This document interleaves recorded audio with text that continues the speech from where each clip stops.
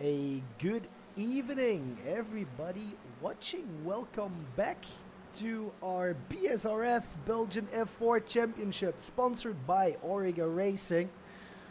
You may have not heard me for a while. Jean may have been taking over things, but I'm stepping in this evening.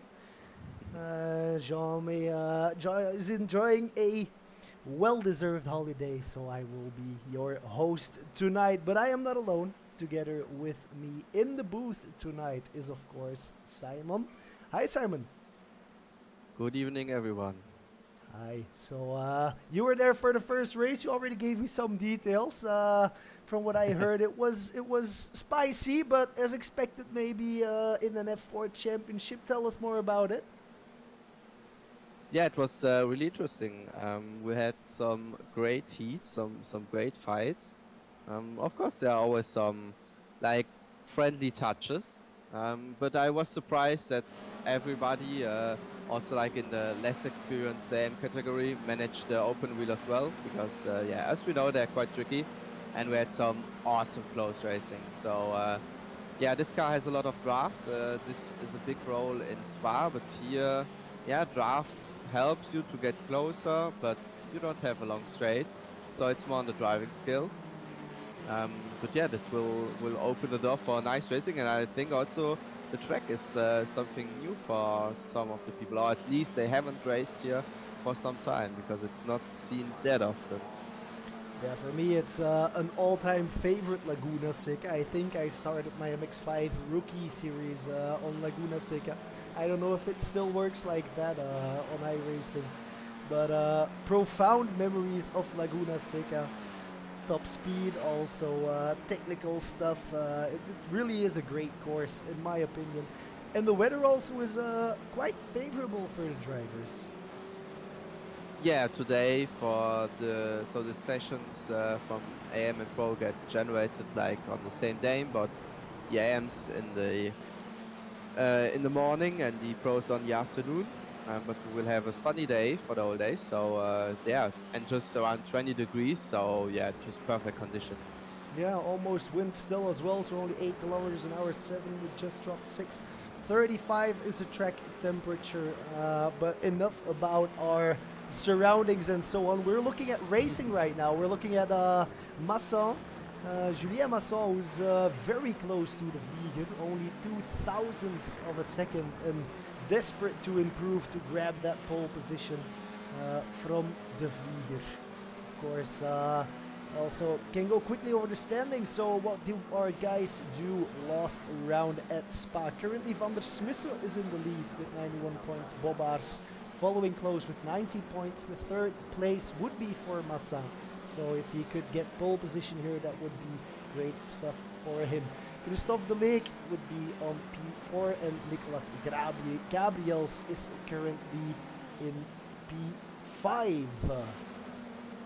Let's see. Yeah, of course, the first round doesn't tell too much because we also have the drop round later on.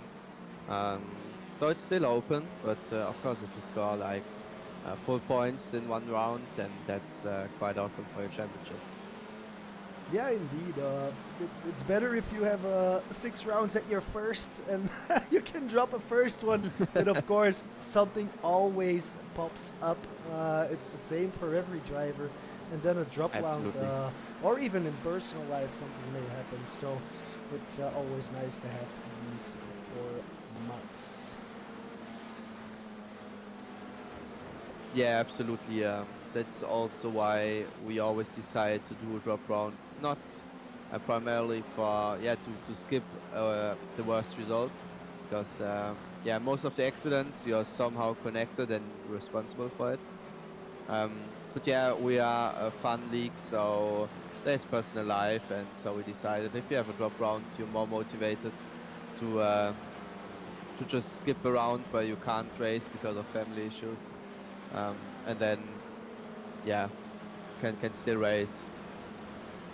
Yeah, that's always nice for the drivers right here. We just saw Masson having the fastest lap, so jumping to pole position with a 22.1. The Vlieger falling back to third position, but I can tell he's also trying to improve right behind Masson. Gabriel's currently in P4, who seems to go for the resets and have another go. We still have 9 minutes, I should say. Yeah, 9 minutes. Yeah, it's running backwards. Yeah. Oh no, not backwards, no, but not upwards. backwards. Like, yeah. I'm still used to the old Formula 1 graphics where we started 97 out of 97 laps. Exactly. Rune Bobbaerts also trying to improve, maybe giving a toe to his teammate. I saw his teammate sticking behind real close, as you can see there, the number 66. Or the 666? It was a 66, I think, on the car. I don't see it in the list. Should be my bad, probably. But they will be trying to improve as well. Rune Bobbaerts currently standing P2 in the overall classes after one round only, as we see in the background. Brent van Steen having a bit of the spin, which was indeed number 66. That's leaving the pit lane. That, of course, is not that interesting. He just jumped. I wanted to have a replay, but let's continue. Who else do we have? Yeah, Rune had he won the second heat, so already some big points on the table for him. Also managed to get a pretty good first heat, so I think for him it will be interesting to see if he can continue where he stopped last race. Yeah, definitely. We will see how we move on. And of course, talking about that second heat, maybe for the newer viewers, in the second heat, the results of the first heat do count for your starting position. So you get a reversed grid start for the top 8, if I am correct, which means that the 8th to finish in the first heat will become the pole sitter in the second heat, which always causes or results in quite some excitement, of course, because the fast guys do want to get ahead. Oh, as we have a spin there. But looking at this, it seems very close at the moment. Yeah, like the gaps we see it, there's plenty of dark orange, so yeah, maybe sometimes the biggest is like a 10th of a second, but otherwise everything under 10th of a second, so that's pretty awesome. I think also we are close to, we have 29 drivers, so almost everybody's racing today. So yeah, that's pretty awesome. Always nice to see that everybody is able to show up for the race, which sometimes it drops throughout the season, but F4's last year I think we also had a good turnout every session. So as you see, everybody pouring gravel onto the track. I think the state carries over as well, so it's gonna be messy for the first lap. But yeah, I'm sure we will have plenty of excitement with 30 F4 cars thundering towards the hairpin, Andretti hairpin, and let's hope that we also see 30 cars coming out of there. Yeah, we gave the marshals a bit of more free time, so they don't have to clean the track between the sessions. And also they need to be ready for the pro class, so we don't have time, we need to hurry. Yeah, exactly. Currently still De Vlieger driving in pole with a 2:13. Yeah, so he got back on top, right? Yeah, he got back on top as he just loses it now because Masson jumps over again. 22.09 takes the pole position right now. These guys are dropping the times, and the times are dropping in general. So the track is getting rubbered in. We still have 5 minutes, so it should be enough for the guys to reset, get a good out lap, get a good lap, and yeah, maybe take some positions before we have even started the race. I've pressed exciting on the most exciting action on the track, and iRacing said Rune Bobbaars in the pits is currently very exciting. As we jump back to Eric Loire, B20 right now with a 1:23.36. So the whole field currently is split by 2.5 seconds, which is not too shabby for a 31 driver field, I should even say. No, for sim racing, even for sim racing, it's pretty close. In real racing, this would be like unimaginable because, yeah, the gaps are bigger. You don't have so much track time to practice. But yeah, it's. I think we have a second between P1 and P15, something. So that's crazy because with the draft, yeah, it doesn't matter too much. So it will be even tighter. Yeah, we see P12 is basically the 1 second drop off, but it is all very, very, very close. Masson still on top as it stands right now, but I think the Vlieger may be coming towards. He just started a new lap, I think. Yes, he did. So he's halfway the track. We'll see if he can improve and take a new pole position. Yeah, it's a bit of. Yeah, not exactly gambling, but you also can start a bit further back, try to get a position like P4 and have a better position for the Heat 2 because they also equals they score equal points. But yeah, then again, it's how much do you want to use tactics and how much do you just want to go for race?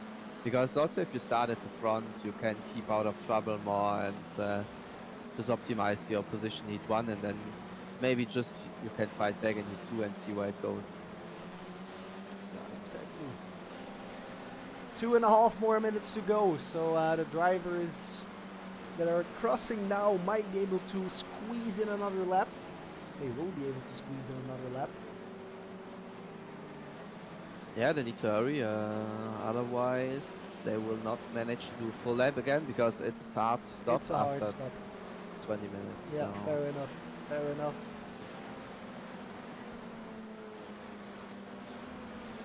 So Masson is in the pits. It's only the Vlieger who's currently trying to improve. Yeah. Seems that Masson is happy with his lap. Agnes is also on P3, currently happy it seems. Gabriels is going for a lost attack, only 300ths of a second for P3. Then we have Van Rijkegem. Ooh, a bit of a wiggle there for Francois. Then we have Van Rijkegem, who is 2/10 behind, and then it closes up really tight within the second, within the 10th even almost, that these guys are racing each other on qualifying. Yeah, that's really important that everyone on the second to improve to start the position. But yeah, find it on the back and bring it back on the full lap. We have Hendricks improving. I don't think he jumped a position, but he did improve his time. I think he jumped 1 or 2 positions there, if I was right. Johan de Gent can't improve there. Hendricks is still in the green, even though the time is in red. And currently we're looking at Sebastian Veldt with the shiny or vibrant rims, I should say.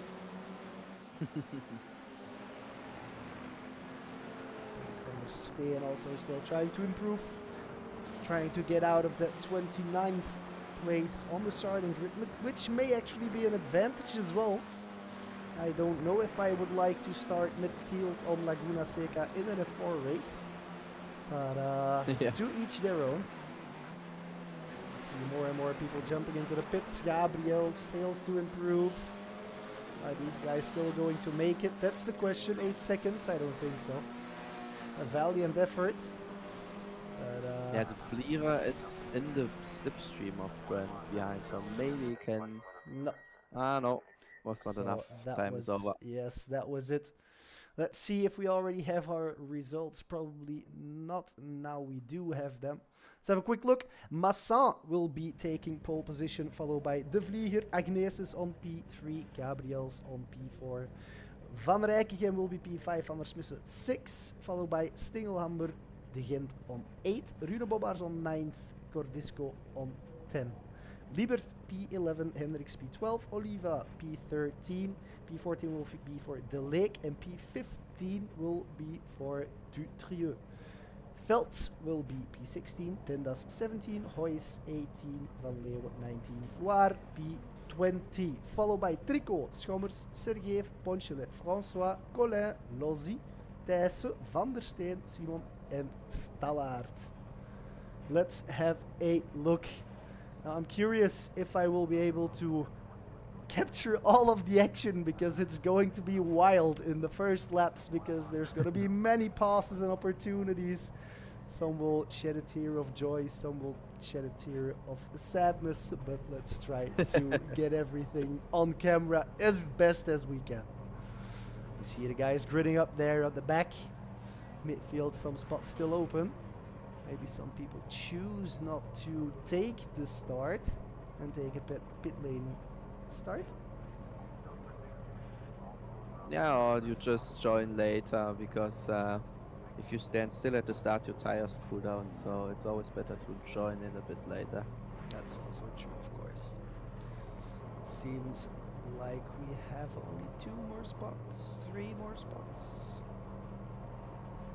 Only 15 seconds until we are away.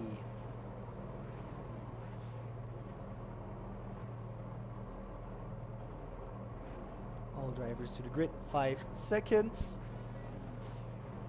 And that is it. The light sequence should start. There we have it, 5 lights. That's number 1, number 2, number 3, number 4, number 5, and the BSRF F4 Belgian Championship is already go. We have a great start there from us. Agnesis thundering through, taking P2. Let's see if we can get everything on camera. I fear not, but the Vlieger pushes through. The Vlieger falls back. Bobbaars, Liebert all shuffling. The Vlieger taking P2. Masson will be on top at the end of the starting corners with a good lead. 8 seconds already that he has been able to take some free air. 7 tenths, I should say, not 7 seconds. Agnes is following. And we are all quite okay. I don't see any major drops. Anthony Francois in P19 made up 6 positions, so great start there. Yeah, I think it was all just a small entanglement at the back, but I just saw it for like a second, so... Well, I think otherwise it was a pretty nice start, and especially for Julien Masson, really pulling away at the front. Yeah, indeed. It seems like there are no major incidents, so that is great news for all these drivers. We have Eric Loire, who's falling back now. It seems like he's gone out wide, so just by himself. And we have someone going into the pits there as well. Louis Libert sticking it down the outside. The outside of the Gent there. Can't make it stick. And Basia van Rijkegem has moved up into 3rd position. That means that Agnesis fell back to P4. Van Rijkegem started P5 and is already up to P3. Rune Bobbaars also making moves. He made up 4 positions from the start. And Stengelhammer also came up into P6, falling back to P7 now. And we have Libert. Libert went off the track, losing the rear wing there. And we have more shuffles. We also have De Gent. De Gent retired. Yeah, oh, there's no wing anymore. De Gent crashed. Cordisco. I just checked for Fabrice Trieux. He got a drive-through because of a jump start. We have Libert, who was involved in that incident, then Cordisco also, and De Gent has paid the ultimate price. Let's have a quick look at what happened there. I think he hit the wing that was still on the track. He drove in the... Oh. We can't see it from here, from this angle. but that car, yeah, is completely wrecked. That's and Yeah, then it yeah, and spins, then of no course. chance. Yeah, There's of course you have the fast repair here, but yeah, it takes some time to throw back the car.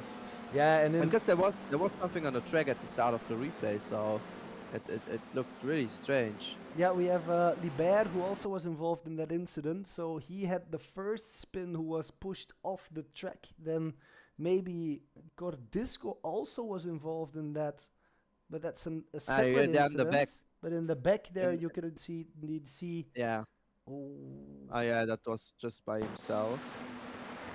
in the back, you could Yeah, in the see back, some debris getting hit indeed. yeah, yeah. So there was a rear wing flying around. Um, So that's some bad news for Gabriel's. And Dutrieu had the drive-through, as you already said. Then Gabriel's also fell back 22 places after that incident. Same for Cordisco. And Libert also fell back 8 places. But who is the main lucky man, or the best positions gained in this race? It would be Anthony Francois, who is currently driving in P13 and made up 12 positions in 4 laps. The whole midfield, yeah, pretty awesome start there. the whole midfield making good moves. Our top 3 remains the same, although Lorenz de Vlieger just did the fastest lap.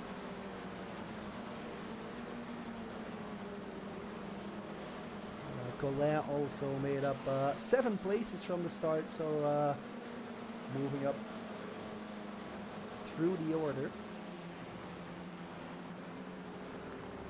I have to say, all by all, very mature racing. I'm impressed by the standards of these gentlemen. Yeah, they already proved that Spa that yeah, they don't really need to be like, I don't know how you say it correct, but they don't need to be downsized just because they are named AM. They showed pretty fair racing. Of course, there are like spins, but if they are by a driver himself, then it's just a safe arrow, and you can work on that. But as long as you respect the other drivers, then you can have some pretty awesome racing. And they know if you touch somebody with an open wheeler car, then it's over directly. So it's better to stay careful. And the championship points are also laid out that consistency matters really much. So yeah, it's better to have a look on that. Yeah. We have a couple of guys in pit lane. It will be Gabriels and Sergeyev, who have taken into pit lane. P25, 26, 27 is shifting all around. Tricot had a spin just now, or an off track at least. So he fell back quite some positions. And I just checked, I got back to the incident where Johan de Vent lost his rear wing. So we saw Luis Libert spinning out, and doing that he hit, or he got into contact with Johan, and he just lost the rear wing. They just touched front wheel to rear wheel, and the rear wing just drops off. So very strange calculation by the iRacing damage model there. Yeah, iRacing give it, iRacing take it. It's not always Yeah. it's not always in your disadvantage, even though it may always seem like that. But Yeah, it was very unfortunate, a bit unrealistic, I have to say, because the touch was not that hard. But yeah, it is what it is, unfortunately. Jan Thijssen also taking to the pits. So that's not too serious. Tricot had a spin a couple of minutes ago, or at least an off track. It seems like that also might have been a bit of a push, or on his own. Yeah, Hard to see. was really tight. But from what I've seen, I've already seen multiple guys that I thought that they would have a collision, but in the end they do get stopped. So that's the thing, if you have this many competitors, you are bound to find someone who's basically equally as good as you, and then it becomes real tight. Yeah, and also if you start spinning, you lose a bit of speed, and then it looks like somebody's driving into you, but in reality you're just losing a bit of speed and then he touches you. So always hard to judge in the fast moving real time. So Van der Smissen, who's our current championship lead. Oh, we have a spin there. Luckily everybody was able to avoid that, because it was in the corkscrew. Very hard for these drivers to see what's going on, because it's a completely blind corner. So luckily no incidents there. Let's have a look how that looks. Oh, very lost on his own. Very loose on the entry. So you heard that Francois didn't push it all the way, the throttle. He was waiting to see which way the car would go. yeah, So that's very but well very driven. intelligent. That's very well Yeah. driven. That's how you have to do it. Of course, you lose some time, but better lose a second than crash into somebody and lose the whole race. Exactly. Brent van der Steen exiting the pits. But I was about to go through the standings. So Van der Smissen, who's currently our leader, is in P6. Rune Bobbaars in P5. Masson, who is our P3 at the moment, is in the lead. And I should say comfortably in the lead. Rune Bobbaars just passed Agnesis. And Van der Smissen also passed Agnesis. Yeah, it's also, yeah. So maybe not a good exit for Agnesens out of the corkscrew, I think. And Van der Smissen also goes by. It's still side by side. Now he's fast. And there's also, what are they? Nathanael Stingelhammer Also coming. goes by. So It seems like because he can't really follow the guys, maybe the gap keeps getting bigger. Let's hope it's not technical or mechanical issues. yeah, for maybe once you Agnesis. lose a bit of the speed, then the other ones can catch up. But that was very unfortunate now for him. I think with 3 or even 4 positions lost at. Yeah, and he's still dropping, huh? one point. He's still dropping. In time, it's 5 Yeah, tenths, 6 it's no- tenths, 7 Yeah, tenths. exactly. We don't see damage, right? Let's have a look at how Bobbaars passed Agnesis here. Ooh, went through the gravel. Had a big moment through the gravel there. Maybe the tires are just stuck to the gravel, so well catched. Yeah. Well managed. And then indeed had Maybe- to scrub off the gravel off of the tires, and then Yeah. it takes some And no- time. And Yeah, and I think they got a new tire model, if I'm Yep. right, or at least an update on the car, so maybe it's also heavier now, because now he's staying close, and there's another one in front. Was it a bit wide? Yellow car?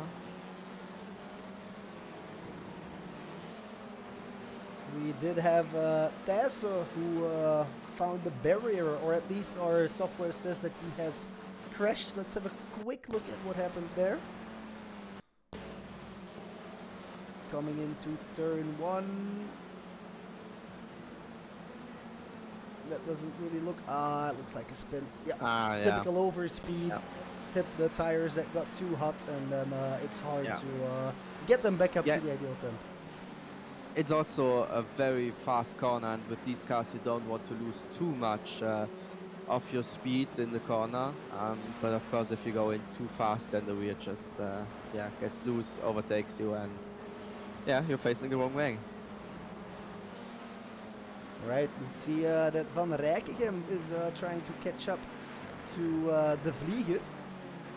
Bobbaars a bit further back, but he wants that P2, it seems.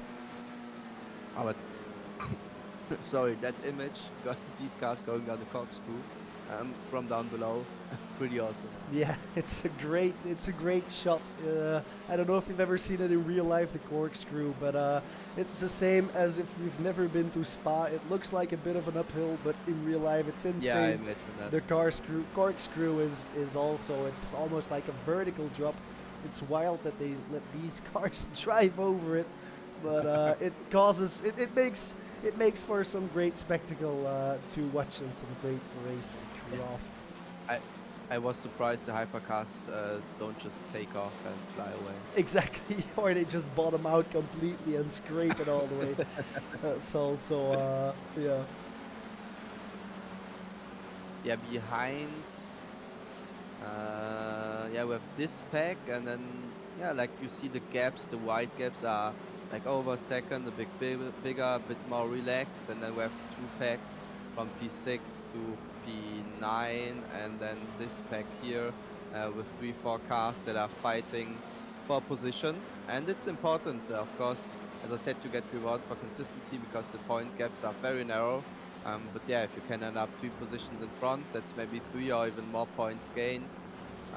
And you're racing normally against people with the same skill level that are also around to the championship, so Oh, let's you not want put to it. overtake them. Let's not put it next to the car in front there.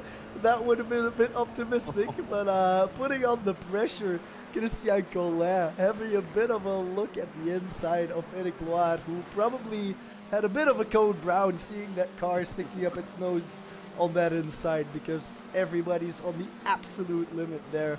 There's no room for a car to pop up on the inside, so luckily that all ended well there.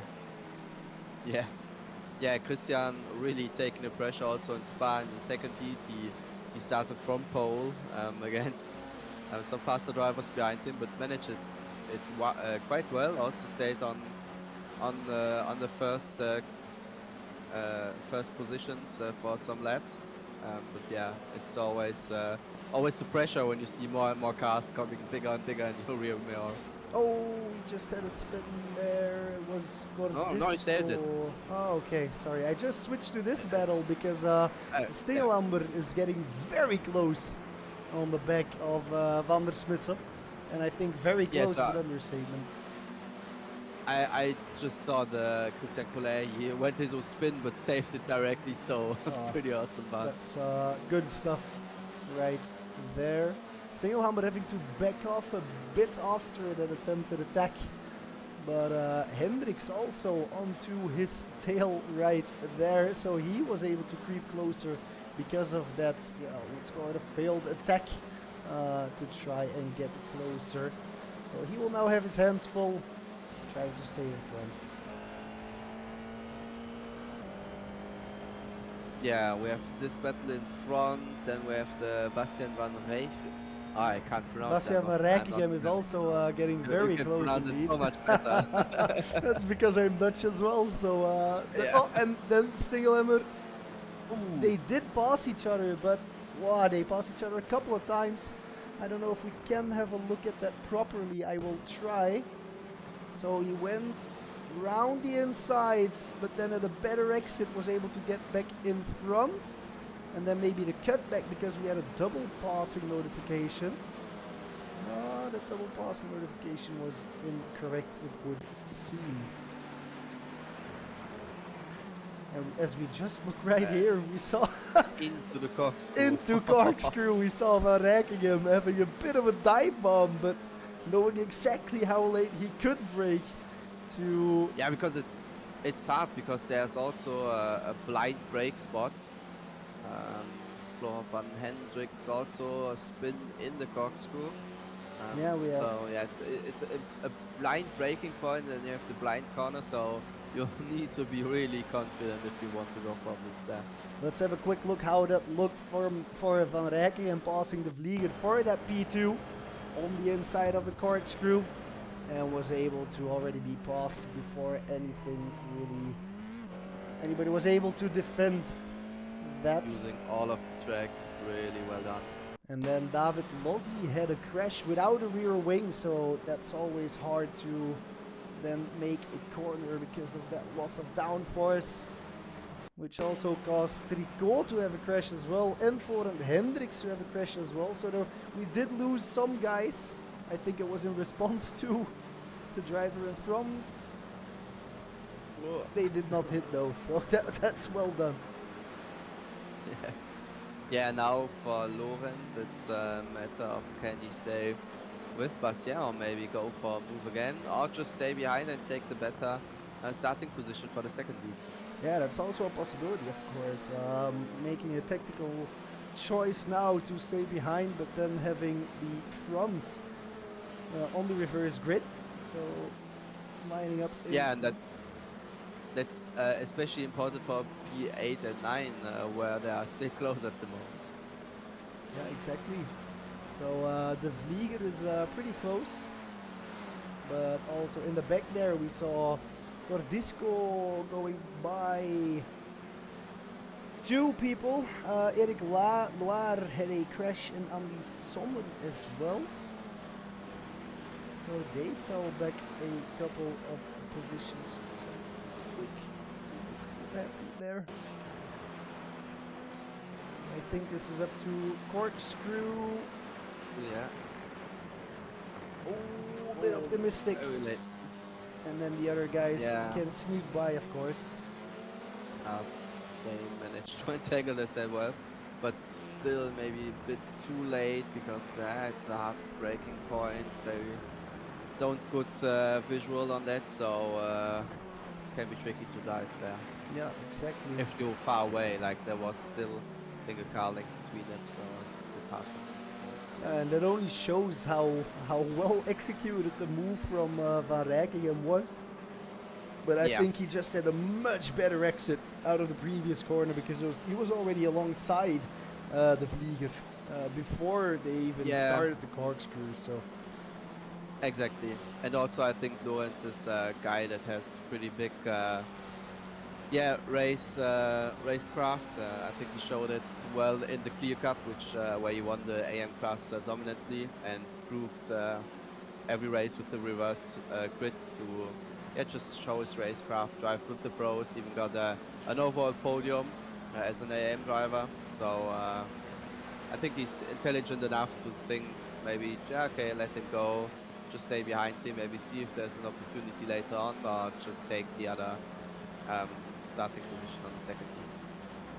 yeah, it is. If you talk about it like that, then indeed it all sounds pretty logical. But if you're in the heat of the moment, then it's a bit less easy. Looking at this, for example, if we can take a better exit here, then we may see an attack. But it seems that he is fast enough to defend again. It was very close, the gap. Same for the lake in P9, which came down to a couple of hundredths of a second even. Trying to get down the inside. Has to back out towards the outside again. And then things better off it. But I think we're already finishing. We have Masson taking first pretty place. lonely race for him. Yeah, exactly. Then we still have a drag race towards the finish. Is it the Vlieger? Is it Van Rijk? It is Van Rijkegem who still takes the win. So that was pretty smart. Well played by the Vlieger. Bobbaars taking P4, Van der Swissen P5, Singelamber 6, Agnes 7.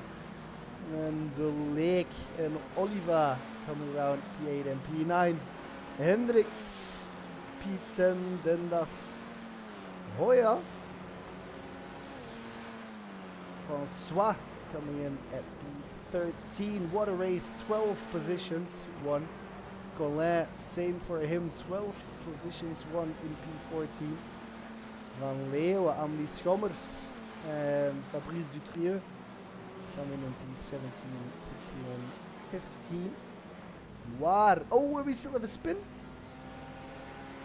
We did still see a spin, but he fell, he towed, I think. Marin Tricot, P19, Ponchelet 20, Gabriel's 21. Louis Libert will also try and forget this race, losing 11 positions in that incident that we saw at the start. But there is a second heat, of course. Pierre Sergeev will be our final finisher. Van de Gent and David Lodzi will still be coming over the finish line, being one lap short, so it's already we're already going to the next one. All right, we will be back in let's say a couple of seconds, a couple of minutes, 2 or 3 minutes, and we will see you then. Thanks for joining.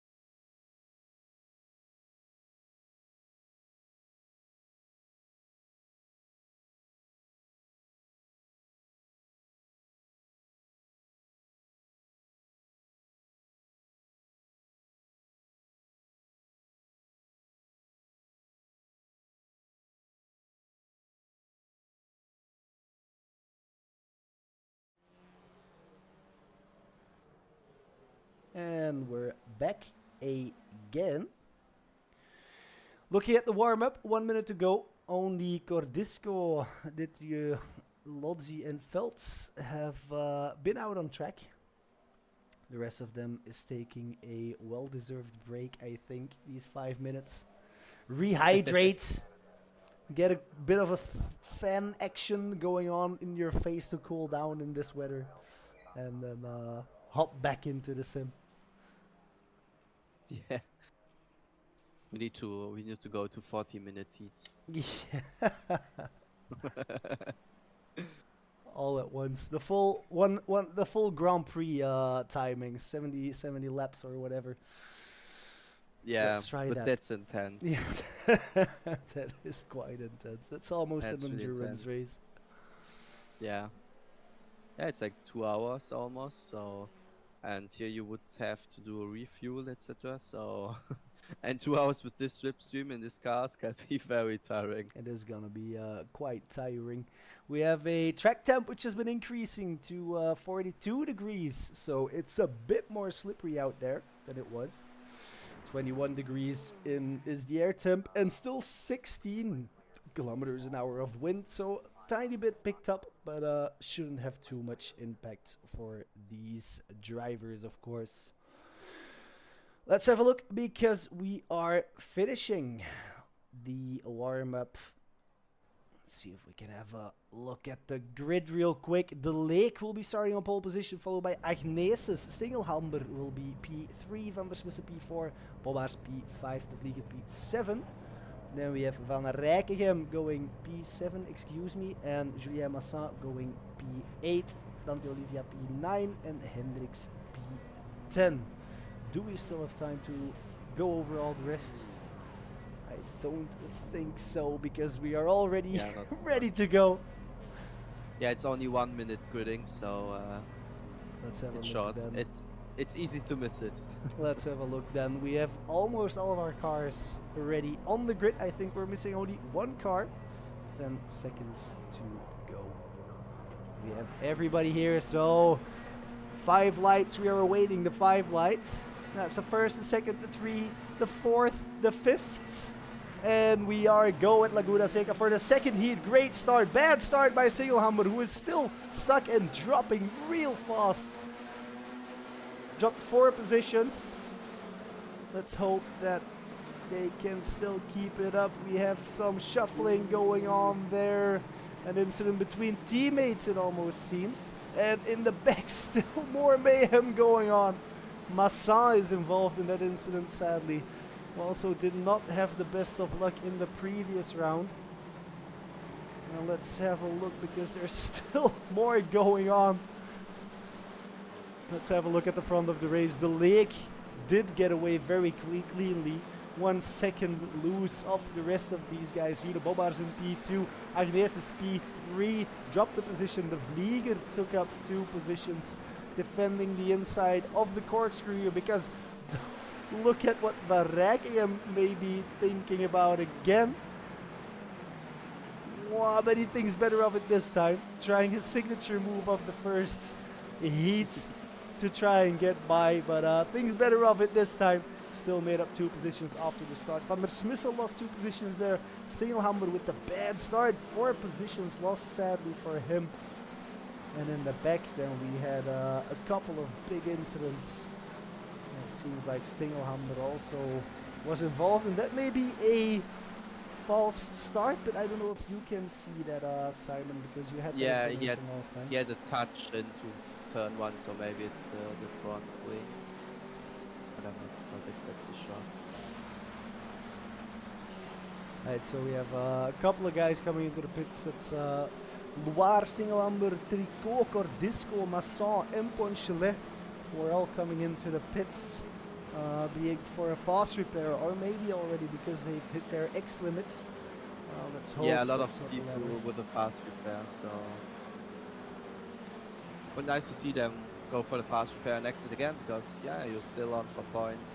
You can gain some positions. Race is long enough. So we did have a couple of guys who lost a lot of places, being the ones in the pit lane, but Nicolas Gabriels made up 11 positions on that start. So came from P21, driving in P10 right now. Really bad, also made up 9 positions from the start. Brent van der Steen also great start, made up 9 positions. Same for Simon, 9 positions, and Velds also made up 11 positions. Stallaerts also 8. Oliva had a bit of a less desirable start. Who's trying to make up for it now as we see him passing by. Great move into the final corner by Oliva to make up and get back to his starting position. But Rune Bobbaars, meanwhile, yeah, is exactly. in And Bastian P1. behind also did purple last lap, so he's staying close to them also. Yeah, Rune Bobbaars just took P1 starting from P4, I think. So well done by Rune Bobbaars. Yeah. And Stingelhammer, sadly, I have to say, is possibly out of the race because he crashed again. Ooh, so maybe something from the touch damage, or I don't know. But yeah, Rune really repeating the Spa Heat 2 again. Also there, like coming from the back with the reverse grid. Yeah, I've driven multiple But, times with Rune, and Rune mostly of the sessions is very good in Heat 2, also very good in Yeah. Heat 1, but he excels in the second heats where everybody's more tensed up or something. He keeps his cool, I don't know. Let's have a quick look at how he went by here into turn 1, took the inside. Very beautiful, Oh, very wide cool. open. Yes. Yeah, they played well along. The door was open, but he was also already alongside. So now it's a matter of staying clean and getting away, because behind there are some faster guys coming. I think maybe Bastian, Julia, Agnes, and also Lorenz Auriga maybe can fight with Christoph for the position. So yeah. Let's have a quick look. Stallaert has jumped to the pits, so I think that may be a forfeit for him. Let's see what happened to Stingelhammer, because he did have a great session in the first heat. So what happened there? Spin. Too fast. Yeah, too Oh, the early on the curve, throttle, yeah. I think. Might have been Maybe too also the higher curb on the inside, and then it lifts up the car. Let's have a quick look. No, the car is still okay, so that might have indeed been just a driver error. Let's have a quick look at Rune Bobbaars again. So completely alongside already, leaves the door right open, and then indeed is completely gone. There's nothing that the Delay can do there. The attack was very well set up and executed by Bobbaars. Yeah, and I don't know, from the start there was some entanglement, but I don't read some people taking fast repairs, but otherwise don't really have a lot of people falling behind, so maybe they got all away with just a little damage.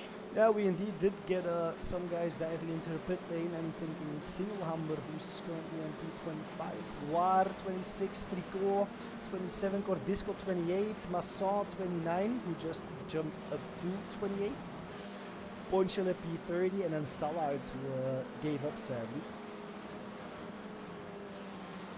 And I think Cordisco may still be struggling, because also Cordisco had a bit of an off, sadly. So, quick look at what happened there. Ooh. Oh, yeah, high Over speed, something like that. That's the penultimate corner there. So, or maybe, I don't know which lap it was, but maybe tires not Oh, complete there we have contact between Oliva. We have contact was between Hilbert, Oliva I and think. I think Simon. We also see Van Rijk again moving up into P3. We will have a look at that very shortly. But what happened there with Oliva?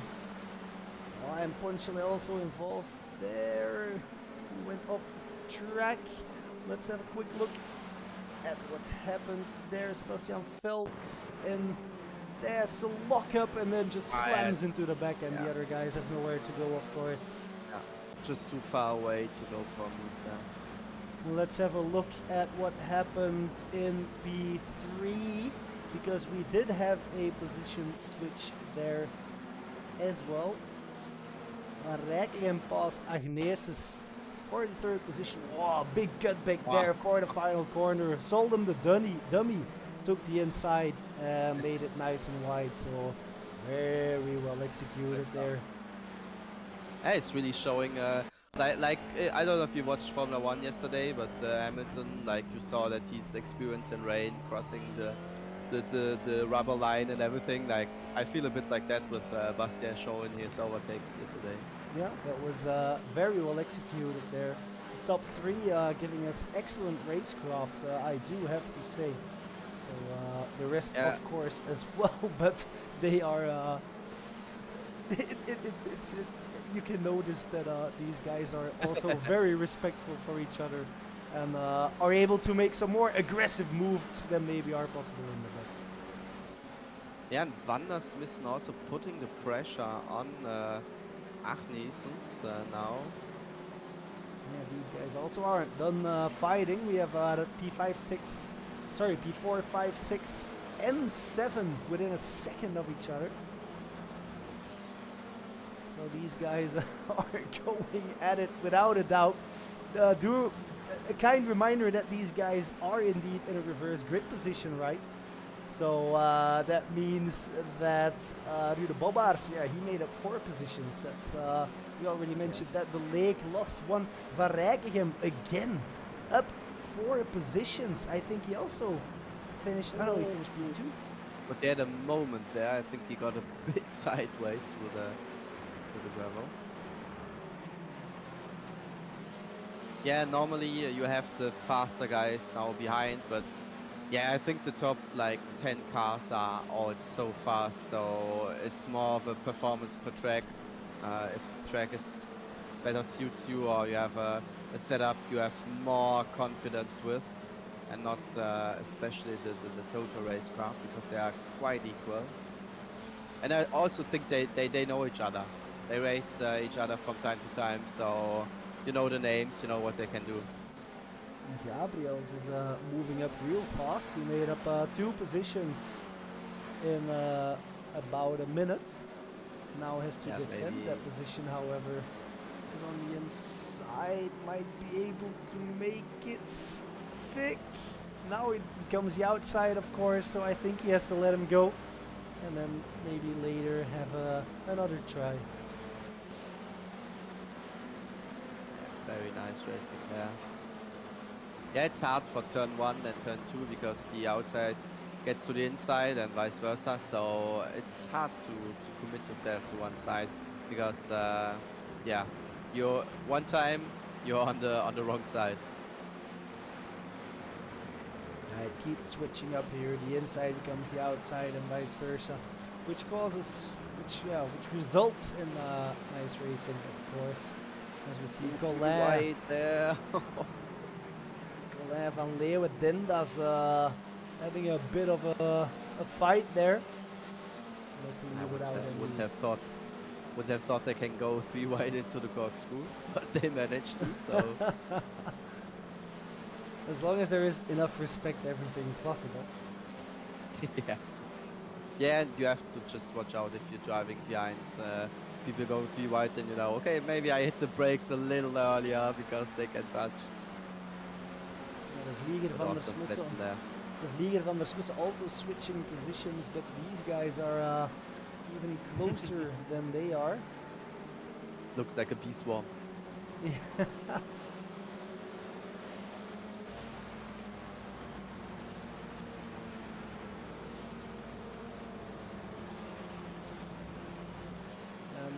Out in front we still have our leaders who have kind of solidified themselves in their positions. Bobbaars 1, De Leek 2, and then Van Rijkegem 3.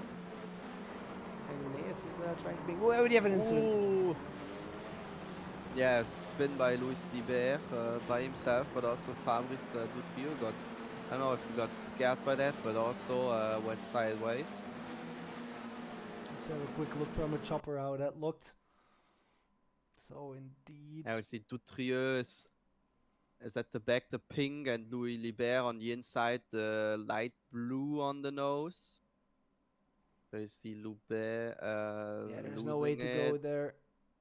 Yeah, And and he yeah, also loses it, Fabrice of just gets course. scared out, hits the brakes, and wow, but behind the car, I don't know who it was, the white car, just That was like millimeters Yeah. from his rear wing. But he did make up 3 positions there, so that was he was also Yeah. waiting. I think it was Hoyua. Yeah, it was Hoyua. Ah, yeah. Made up 3 positions by just waiting and looking where the cars were going to go. So very well driven there. Yeah. Yeah, because you have to say it's Laguna Seca has a lot of these like fast, like 90-degree turns, but they are pretty fast because they are wide open. But you rely on your rear wing, on your downforce. We have Against Dutrieux. Fabrice. Yeah, turn 1 again. Maybe his tires are completely overheated now. Yeah, sadly, he did start dropping back again. Let's have a very quick look. Sorry to interrupt you. What happened there? Speed it up if I can. Into turn 1. Lost it by himself. Yeah, yeah. Just I think maybe from the last spin, tires still too much heat in them, and then you lose grip. Yeah, the heat really remains. The heat really remains into those tires, and it's hard to cool them down if you're racing, of course, because you don't want to lose time. But you have to lose time because otherwise you will lose more time by spinning. But it's that mental game and that maturity that you're talking about, and that's racecraft that you were saying earlier. That is so important in these stages. And now there was also switch. Yeah, so we had the Vlieger. The Vlieger. The Vlieger went past Agnesis for a P4. Yeah, so he took them both now. He did move up indeed. So let's have a quick look at how that looked. Where are we here? I think in the final corner. Yeah, nice. Nice one. Looked up the move in the Bastien book of overtakes.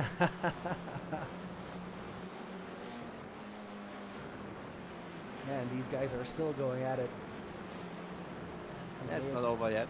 Agnesis is creeping closer to 10 into the corkscrew. Always hard to overtake here. And he thinks better of it.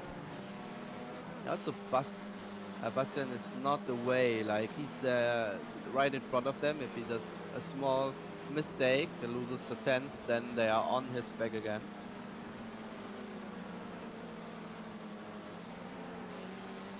Oh, Agnesis is trying to defend, but there is no way to defend, and it is, I think... Awesome dive. Oh, and they're still switching positions. Yeah, Agnesis and Van der Smissen who are fighting it out, and I don't think they have decided yet who will be the first out of this battle. The last corner, you can take a lot of speed from the outside. Let's see in a couple of corners, so you don't necessarily lose it. But now Van der Smissen got in front again, but Agnes is coming back for the next turn, having the inside now. Our next turn is also the inside for him. Can he stick it in? Oh, but he has a better exit though. Yeah, but then he's on the outside now, so it will be a bit hard. Who has more confidence in the downforce? The old switcheroo. Well defended there. Very well driven. Yeah, but yes. But this is not the place. He thinks better of it again. Luckily, he thinks better of it. But he needs to watch out. Behind him is Flora Hendricks, and he's also waiting to get past. We did have an incident, sadly, between Tricot and Dutrieux, who both had a crash and lost some positions because of that. Feltz also had to jump to the pits, so that may be a forfeit there.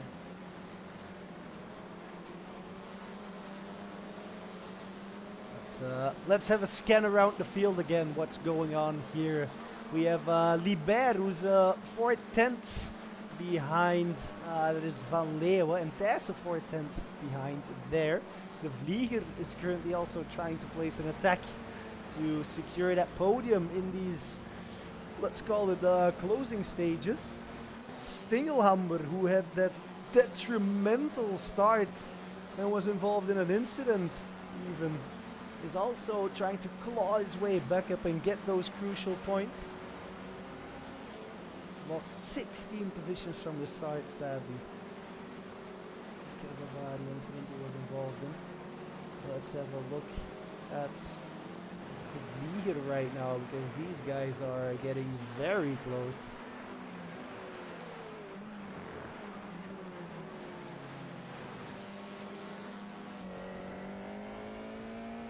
The final podium place that these guys are fighting over.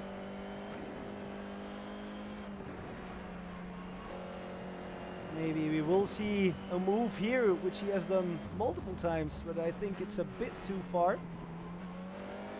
Oh, and an oversteer on the exit. So placing an attack will be quite hard there. And if Vlieger is placing an attack though, getting real close. Is on the outside, trying to make the old switcheroo. Doesn't succeed for now. Let's have a scroll through the field. We have, of course, other positions that are fighting it out. We have Libert, as we just said, with Van Leeuwen, but also Van Rijk, who's still defending, getting closer and closer every time. They are, I don't think they've been separated by more than 2/10, and it's always in this place where he dives under the tent, but there is no way of passing here. There's only trying to set up an attack into the corkscrew, which is oh so hard. And Van Rijkegem executing a masterclass in defense. And the Vlieger cursing every inch of that car in front of him.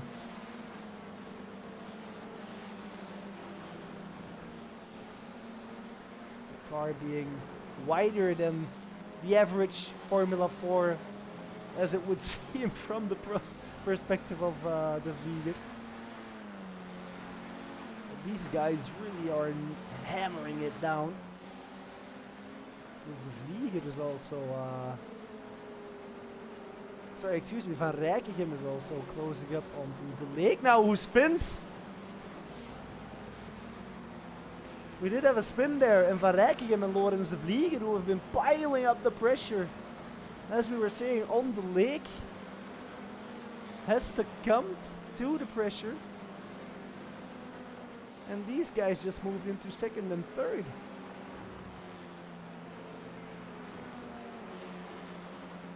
On the final lap, will we see an attempted attack by the Vlieger now to get that final. This is the only chance he still has. It's going to be very hard to attack in that final corner. If he can line up an exit, he sold him the dummy. He has a better exit. But then again, very hard to pass here. Now it's all about this exit and trying to be faster out of here than your opponent. But I think it's going to be too far. Tries to sell the dummy. Has to defend. Goes for the exit, and it's going to be a drag race towards the finish. In the front, we can see Rune Bobbaars, who is taking the win. The Vlieger and Van Rijkegem. Again, they have a drag race. Van der Smissel, Julia Agnesis, Frederiks come over the line. Gabriel's P7, De Leek. François coming in P9. Colin P10, but let's have a look, because we did not focus on him all too much today, because it was way too comfortable for Rune Bobbaars in Heat 2, who won by 2 seconds with that final battle that we saw, which was amazing. We have Jan Thijssen, P14, Hoywa, P15, Schommers, P16, Steelhamber, P17, Van der Steen, P18, 19, Simon, Masson, Dutrieux, Lodzi, De Gent, Tricot, who is still driving as it stands right now. And then Cordisco, Veld, Sergeev, Olivia, Eric Loire, and Yves Ponchele, and Christophe Stallaert sadly did not make it. I think we have to switch to the pros then. So thank you for the AM class racers as we see Trico coming over the line. And we will see you in a bit.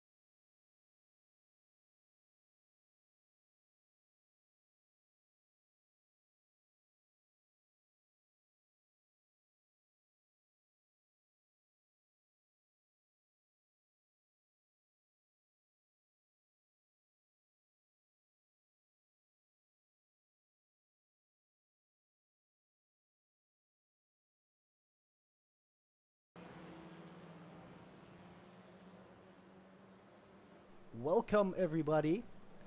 We have switched over to the pro race. We already had some amazing battles in the AM class, and we had to sadly jump over real quick because these pros are in a separate session, so we have some technical stuff in the background that we have to get in order before we can show these guys. But everything has been settled, and currently this group of cars is starting their first lap. You can see that the pack is quite tight together. And again, I am not alone. I'm still here together with Simon. Hi, Simon. Yeah, I'm still there. Hello. I'm already doing the work. Already doing results and stuff. So it's always multitasking. Yeah, we can see that we have some clusters bunched up on the track map.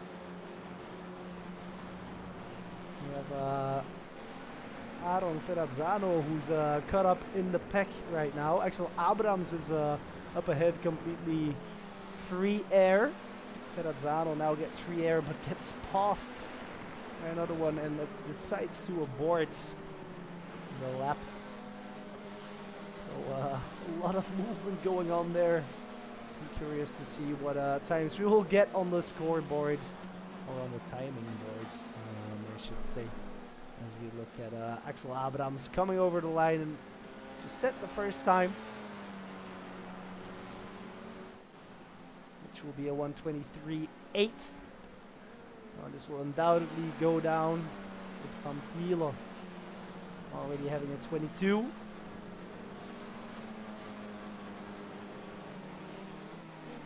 I think there were some off tracks there then, because we had a lot of guys coming over the line actually. Jendel Van Thiele currently holds the fastest one with a 22.0. Vince Peters following with a 1:22.1, followed by Sorvio with a 22.2.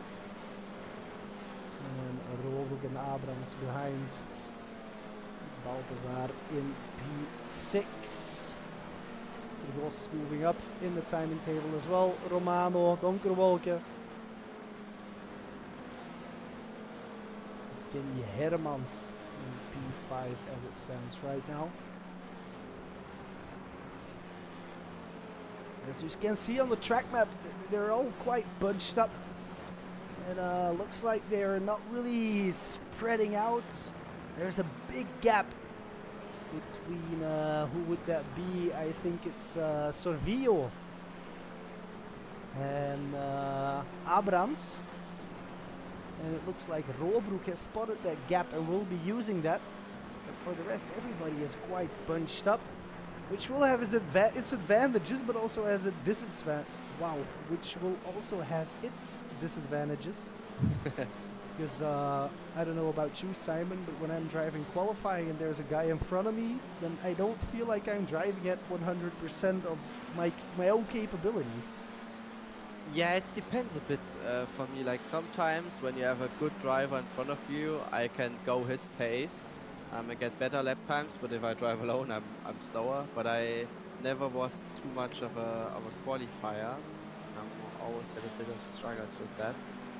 But yeah, it really depends. If somebody's doing a good line in front of you, that can help. But otherwise, if you don't manage to get with him, it can also destroy your lap because you try to overdrive it.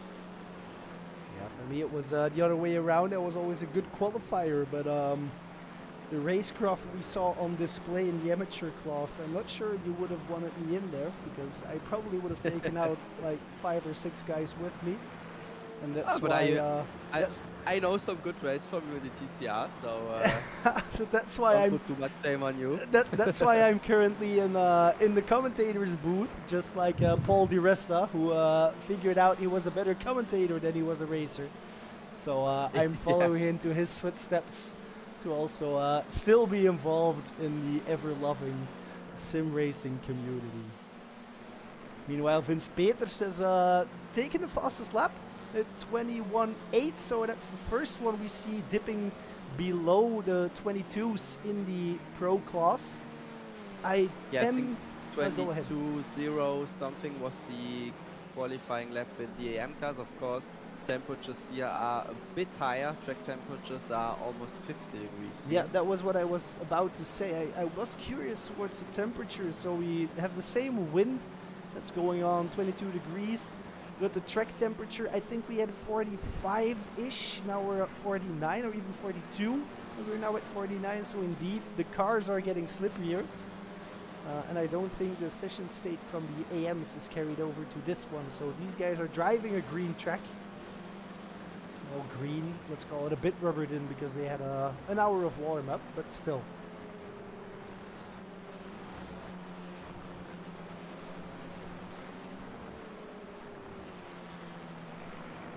Yeah, it's gonna be interesting to see. We have with Vince Peters, we have the last year's winner. Of course, we have the two Grid and Go esports drivers not there this evening, who are also front runners. So maybe some chances to take some points. And then at the other end, we have Christophe Hervignot, who is there for the first time of the season because he had to miss the first round. Yep, and let's have a look at the standings. Jentel van Thiele currently in P1 with a score of 102 points, followed by Vince Peters, who's 10 points behind. Kenny Hermans in P3, who's 29 points behind. Then Fagnapoli, I hope I'm pronouncing that right. Ferrazzano, Romano, Robroek, Stijvers, Collin, and Pigneur in P10. Is it his brother or something that's driving in the AM class of Collin? Because I already recognize the name I know in the AM it's class. his uncle. It's his uncle, okay. So Yes. a bit of inter-family competition going on there. Yes, exactly. So he's always doing the inscription and everything for him because I think he's just not too much used to Discord and stuff. But yeah, he's also been since we started last year. So the third season for BSRF and the third season with Christian and Mathieu. So always nice to keep these names with you. Definitely. I'm curious to see what times these guys are going to bang out. Because we have a couple of guys coming up to the line. We did see an improvement of Jentel van Thiele, but sadly not enough to kick Peters off of his throne. He did come very close though, 3/100ths of a second within Vince Peters' time.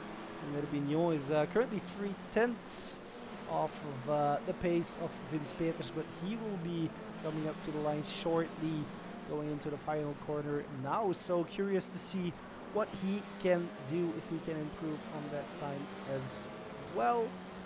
Let's have a quick look.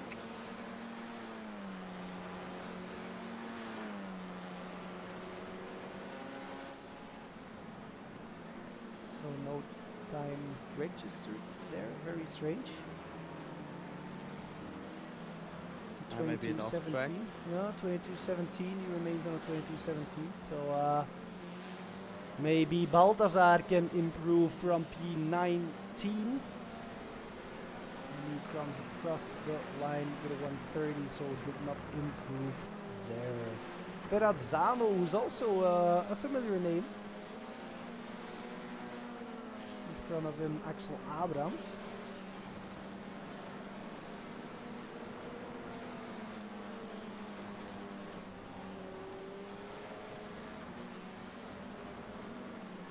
Vince Peters had a bit of an off track and had a reset, so he's going to try again. Axel Abrams did improve to a 1:23.17 because Romano also improved to a 23:18, so those guys are very close to each other. Yeah, indeed.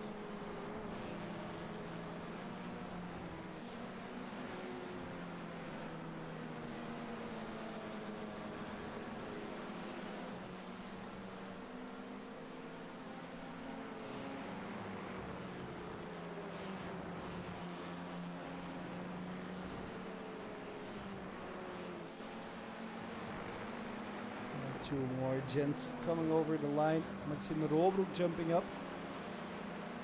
Crossing the line with a 1:22.72. And there's only 3 drivers currently under the 22 seconds. The 1:22. That's Peters, Van Thiele and Herbignon.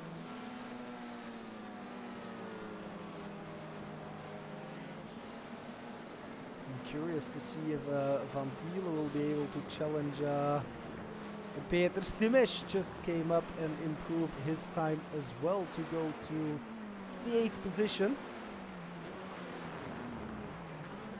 Robroek leaving the pits for another attempt. And Van Thiele has to reset towards the pits. Yeah, they still have 7 minutes and a little bit left, so plenty of time to get 1 or 2 laps in. We did see a lot of gravel up there in the corkscrew. As usual, the car goes wide and kicks up all the dust and the gravel onto the track. And then influences the lap times of the other guys. Vince Peters is still on track, so that means he's not happy with his time. I'm guessing he does not want to take any risks, being only 3/100ths up in pole position right now. Maxime Robroek. The other guys passed, going through the gravel. I'm thinking Vince Peters will launch another lap. Dimesh moved up for 3 positions into P5, 22.479. Hermans just jumping over as I'm pronouncing that. With a 22.44. A bit wide there from Peters. I think he may have caught some gravel there. Stuyvers going into P8. And that 1:29 of Peters shows that he was basically doing a second out lap. Yeah, I think this car not like F1. You can easily do like 2 laps or even 3 maybe after another. It also depends on the fuel strategy that they're taking. Absolutely, yes. But The advantage you have, you can just tow back to the pits. You don't have to do mid-lap. exactly. Ooh, Molle did see the car coming, but tried to evade him. With all respect to him for trying to evade him, but I think he was a bit too late there. But at least he still tried to get out of the way. Maybe this is a good time to mention a giveaway that you were talking about, Simon. Sorry, again? Maybe this is a good time to talk about a giveaway you were talking about. Yes, so we have multiple prizes for the series this season. And they are linked like to the condition that you race 4 out of 6 rounds in the championship. And one of these prizes are Formula 1 tickets. So among all the drivers, we're gonna give away today 2 F1 tickets. I think they are bronze tickets, or gold. I don't remember. I have to look that up. Sorry. To all the drivers, but we need to do it today because yeah, the race will be before we come out of the summer break or just shortly before, so that the driver has enough time to prepare everything and maybe take a holiday. We're gonna do it today after the pro heats. Right, so plenty of gifts for the drivers here, as well as the pro class. The rewards were a coached session as well for the VW Fun Cup. Tell us more about that. Yeah, the winner of the pro class and also one driver selected out of yeah, every driver from the pro and AM class will visit Max Müsel and the Auriga team. Auriga Racing has not only the sim racing team but also the real life team where they drive with the Fun Cup cars. This year especially on Yeah, track days, but for next year there are some awesome things planned, I heard already. And yeah, Maxim invites them, and yeah, they can have a coach session of yeah, at Spa. So they will go around there at full pace, going full throttle through Eau Rouge, hopefully, and yeah, have an awesome time. So that's a pretty awesome win. I've been lucky enough to also have a driving session in a BMW 3 Series, an old one sadly, on Spa, and I did not dare to go full throttle through Radio. It was a bit sketchy. It was also very damp, so in my defense, it wasn't optimal track records. But let's hope that these guys do get that with their amazing gifts, by the way, which is awesome to see that even within the sim racing community or the real life racing community that they look like that to the sim racing community. Yeah, so also big thanks to Max, who is really putting it on to get the sim racing drivers a bit out on the real track, and also helps to just connect the sim racing to the real world racing, because also the teams in the real world need help from the next generation, um, especially like hobby teams for the planning strategy, etc., etc. So yeah, that's pretty awesome, and we're happy to have support like this. Meanwhile, we were looking at a bit of a traffic jam.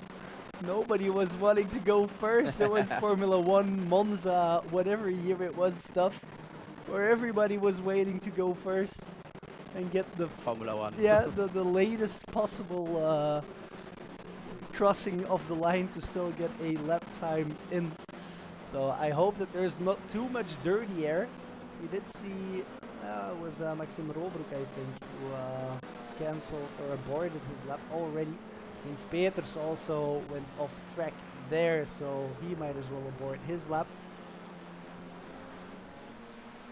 But I'm very curious if we can see this guy. Whoa!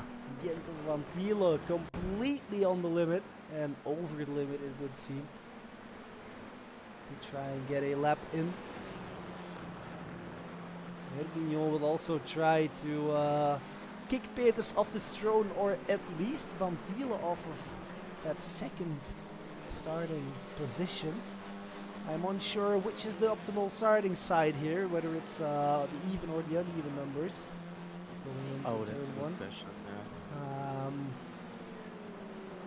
But let's see if he can make something of it, because he's still going at it, and there's multiple guys who are coming over the line right now. Let's see how they can improve. Do we see any jumps? As it stands, not yet. Even Balthazar did improve his time, but for the rest there are no time improvements right now. So it seems that maybe the track might have gotten a bit too hot, or maybe too much gravel, because none of the guys coming over the line are improving. And we have two more gents coming over the line who also did not. Oh! Fayapoli did improve and jumped to P7, so that was our final improvement. But that means that we know our starting grid for the second round of the Belgian F4 Championship here at Laguna Seca. Vince Peters taking pole position. Van Thiele will be taking P2. Christophe Herbignon taking P3. Servillo P4. Hermans P5. Stevers 6. Fagnan Poli and Timesh P7-8. Ferrazzano and Collin will be on the next starting row. Robroek van Grinsven will be on the 6th row. And then moving on, we have Mulders, we have Romano, we have Abrams. I'm not sure if I can scroll. It's been too long. No, I cannot scroll. Apologies for that. We have Robroek, Van Grinsven, Mulders, Romano, P15 Abrams, Glosses, Molle, P17, Donderwolk, P18, and in the last position, P19, we have Kevin Balthazar. Now I can scroll, of course. Better late than never. Huh? Let's have a look at our starting grid. These guys probably will be thinking more about the tires, as you mentioned earlier, Simon. Getting on the grid as late as possible.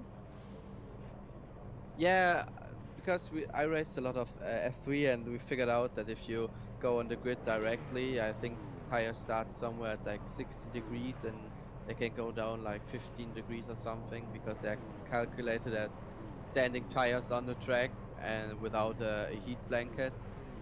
So it was kind of an advantage for the first corners to join as late as possible. But yeah, that's also like 3 years ago. So I don't know if they changed something or if it's still the same. But yeah, can make a difference. Let's have a look because we have the 5 lights coming up right now. 1, 2, 3, 4, the 5th light. And away we go for the second round, the first heat at Laguna Seca F4 Belgian Championship. We have Vince Peters still in the lead, Van Thiele going wide, and maybe Herbinho trying to profit off of that. We do have some shuffling in the back there. You see them 2 wide, 3 wide, 4 wide. But we have to focus back towards the front because Vince Peters is trying to get away from Van Thiele, but Van Thiele will not allow him to do so very easily. Our top 5 remains the same. Poli was able to move up 1 position.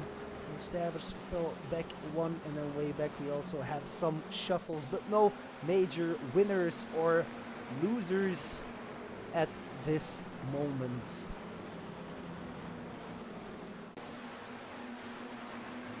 Coming into the corkscrew, Van Thiele is still on his heels. These 2 guys will be trying to get a gap towards Herbinho. And the guys in the back are all coming through the corkscrew just fine. We did see the number 74 going a bit wide there. Or was it number 24? Apologies, as it was a number 24. He loses a position. But the front runners are already completing lap number 1, and look at how close it is moving into turn 1. Yeah, crazy. It's exactly what we expect from the pros, and what was also shown in the first round at Spa. Of course, we are missing at least 2 drivers that could easily drive into the top 5.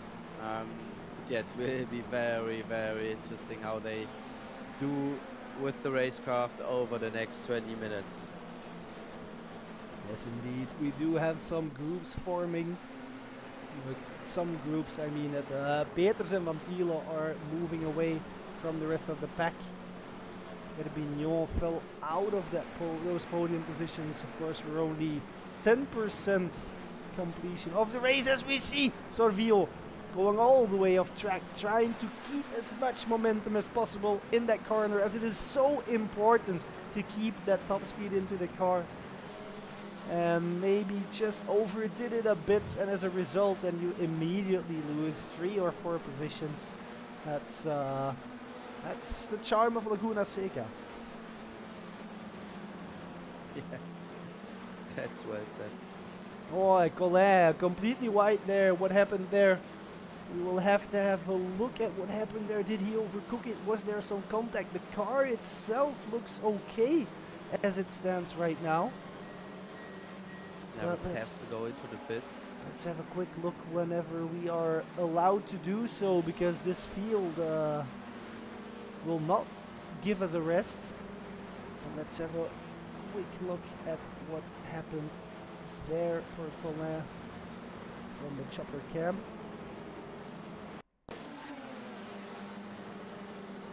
Nah, Colin overcooked just it losing there. it, yeah. I think he had to go defensive and was a bit confused with the positioning that he was given because of the formation of those 4 cars, which was indeed a bit crowded. Maybe also, I think the camber of the corner changes there, because you have some camber on the Laguna Seca corners and they change if you go from the inside or the outside, so this could also make the car a bit more loose, especially after the start. The tires are not up to the optimal route.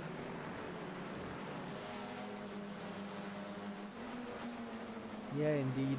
There are a lot of cambered corners here on Laguna Seca, which for me makes it that much fun to drive actually, because the car just Yeah. is planted on the road in some corners, and in other corners like the corkscrew, you're just driving on ice, and it's the difference with the cambered corners and the lightweight corners that just makes it so much fun and gives it a variety and its own spirit. It really has a special place in my heart.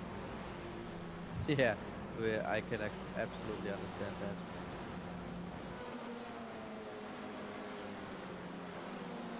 Van Thiele is trying to get close to Peters meanwhile. It's not an ideal place to try and overtake, but it never hurts to put on some pressure. Let's have a look how that looks on the onboard. Good hit on the apex, and it's always oh so hard to hit that apex exactly the way you want it. Come up to the corkscrew, but it doesn't look like we will be seeing a pass here. But in comparison, in the back we do see a pass. And that was Stuyvers. Oh, and we still have contact. That was Stuyvers that I saw in the timing screens moving up really fast. So that was either very optimistic or just unlucky.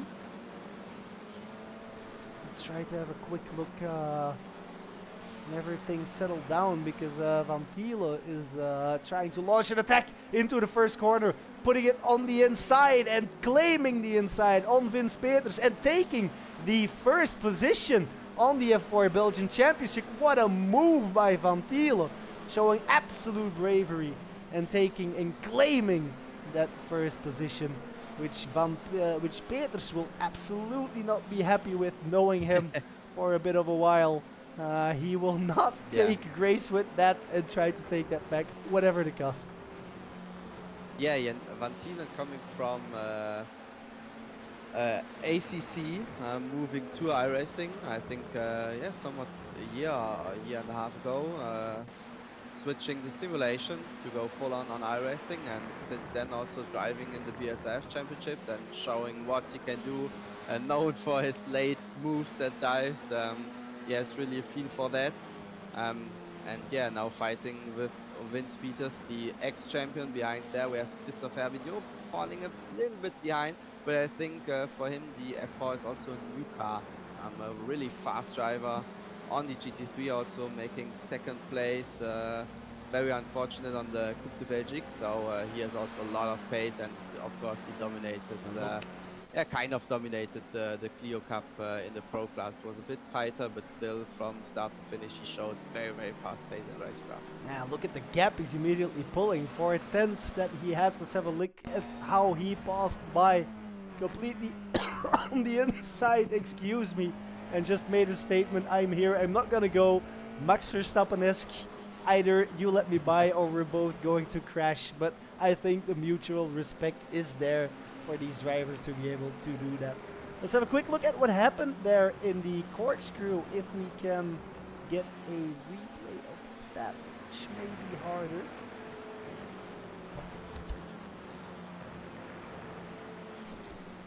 Here we should have it. Let's have a quick look from the chopper cam.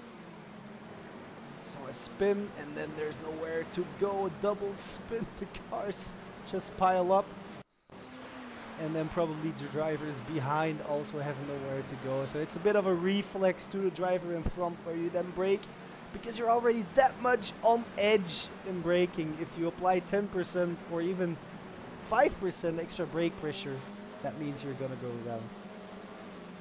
Yes, absolutely.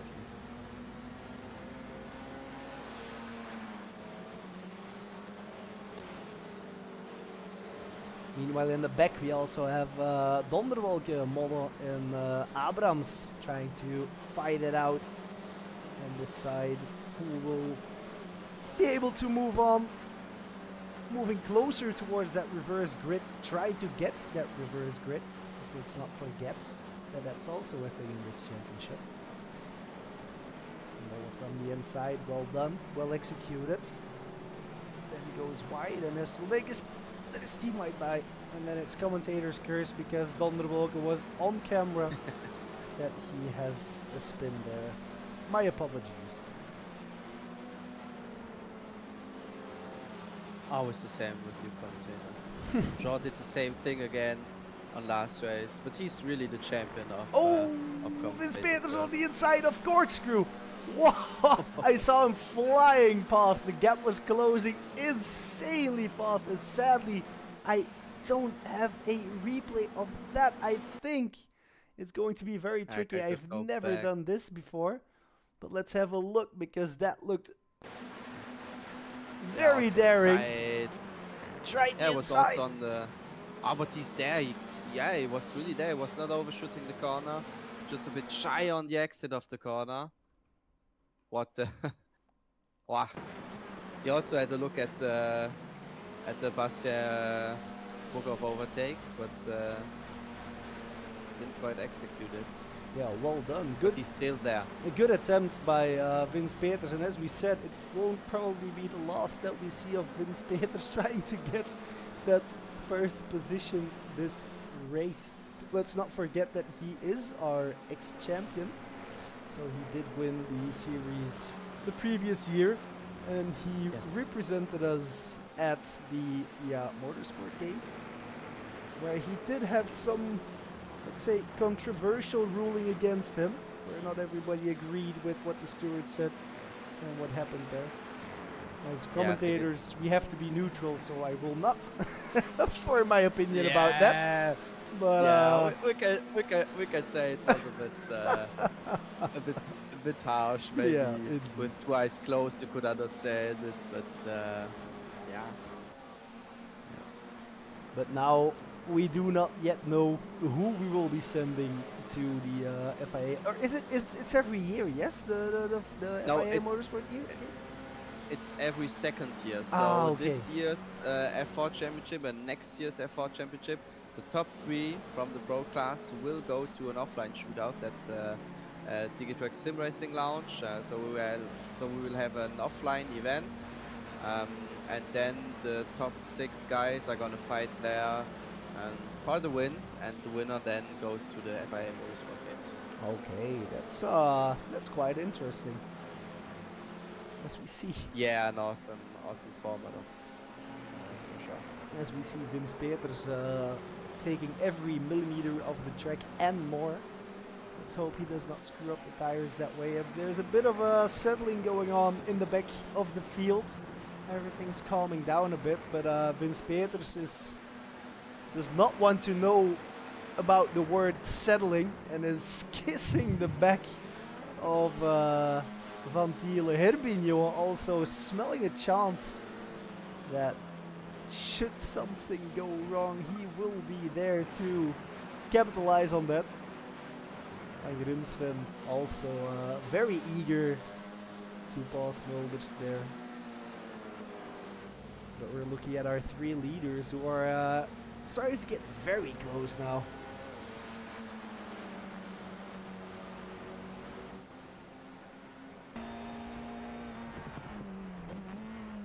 This was always going to be far.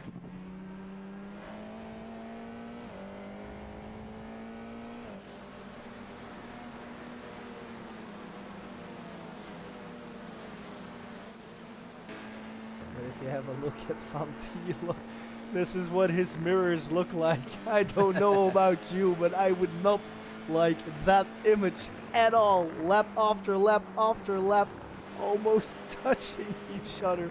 And the pressure really is mounting for Van Thiele at this moment.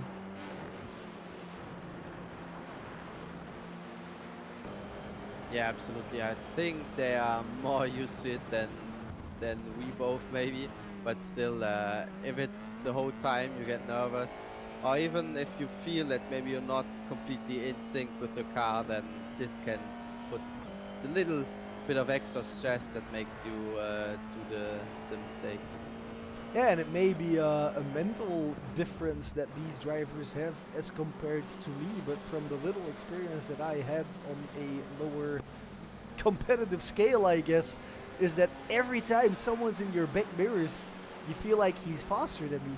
he's faster than me. Look at the Yeah. look at the apexes he's hitting, and every time he creeps closer, and it starts to get a mental game, and you start overdriving, and that's when you start making these mistakes. And Van Thiele is doing it very well, just driving his own race, knowing that Peters can't drive through him, even though he may be a tenth faster a lap. He does not care. You can't get through me, he says. And Laguna Seca only has so many passing opportunities, and if he places the car very well there, such as on the corkscrew or on the final corner or the first corner, then there's not that much that Peters can do. Yeah, absolutely. So, yeah, you really need to stay to your own race, stay on your focus, and maybe not lose too much time looking at the gaps, because also then you would see that Christoph Hermigno is now right on that tail.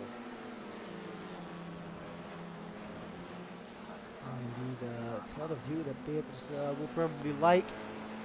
Hermigno getting closer to him than he is getting closer to Van Thiele.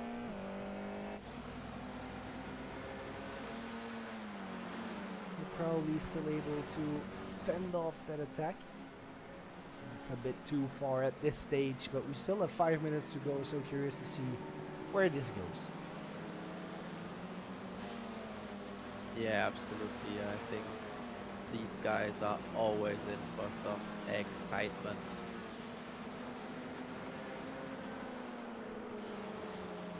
Creeping closer again. Going a bit wide there, and then has to shed a bit of speed as compared to Peters. So that gap has grown a tiny bit, but if I say the gap has grown a tiny bit, it's still below 3/10, so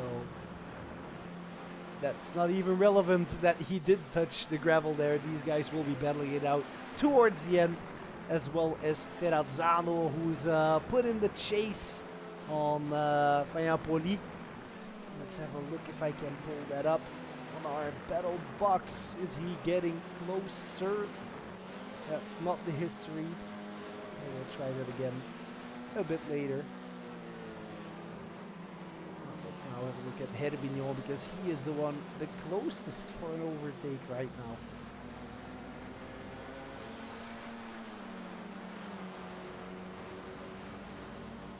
Yeah, all the other positions settling in, not too crazy of a gap, but yeah, still not enough to get over. And yeah, you see the times of the top three just all on the same times at the moment, so really, really close. I'm gonna try and pull up my battle box again here. So these are the actual times as it stands right now, but I was looking to show you the previous lap times, because as Simon said, they are basically identical. And the rest of the field is lagging a bit behind. These guys are driving 22, let's say 30s, while the rest of the field is driving 22, 90, 23s and up. So these guys really are in a league of their own on this circuit right now. The cars are so closely matched that basically every track also has an influence on who's fast and who's not.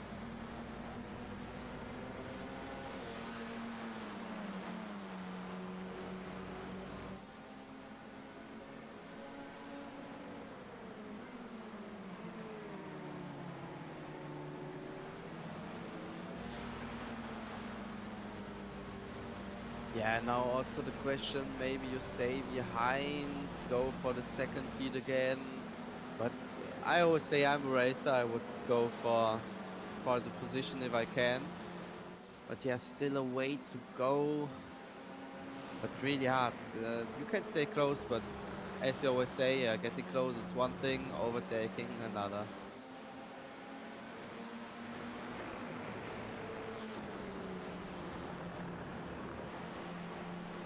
These guys will probably go at it until the final lap. Battle for first Being in P1, we currently have Van Thiele, who has been defending from Vince Peters basically for almost the entire race right now. Vince Peters trying to get past, but Herbignot has been trying to be the third dog that walks with a bone. Vince Peters very close there to touching with Van Thiele. Luckily there was no contact, but I think we're moving into the final lap. Or does the final lap start at 20 minutes? Oh. Around the outside. Well defended by Van Thiele. Now Peters has to be careful for Herbignot, who did scrub enough speed so that Peters can maintain his position for now though. Yeah, it is normally the last jump because it starts when there's not enough time to go over the finish line once again before the time is up. So let's have a look at how close it really is. This is not a place for overtaking. We've seen it in the AM as well. He has a good exit though, but I don't think it will suffice to be able to place an attack into the corkscrew. Thinks better of it, goes for a better exit. Oh, and then Vince Peters blocks the path terrifically there. Now, I personally would back off here and try to get a better run out of the final corner, because you know Vince is gonna place it in the most inconvenient way possible for you. And then indeed we do see Peters defending it, and Van Thiele takes the win here, followed by Peters and Herbignot. So we do know our winners of the first heat of the second round of the Formula 4 Belgian Championship. Kenny Hermans coming across in P4, Fagnapoli P5, Razzano P6, Robroek P7, Mulders and Stuyvers P8, P9, Romano to complete our top 10.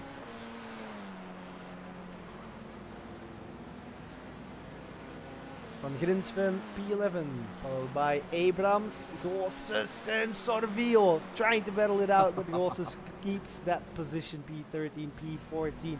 Balthazar coming in into P15, made up 4 positions there. Mathieu Molle, Mathieu Collin and Yannick Timish will be rounding off the final corner of the track to finish our first heat.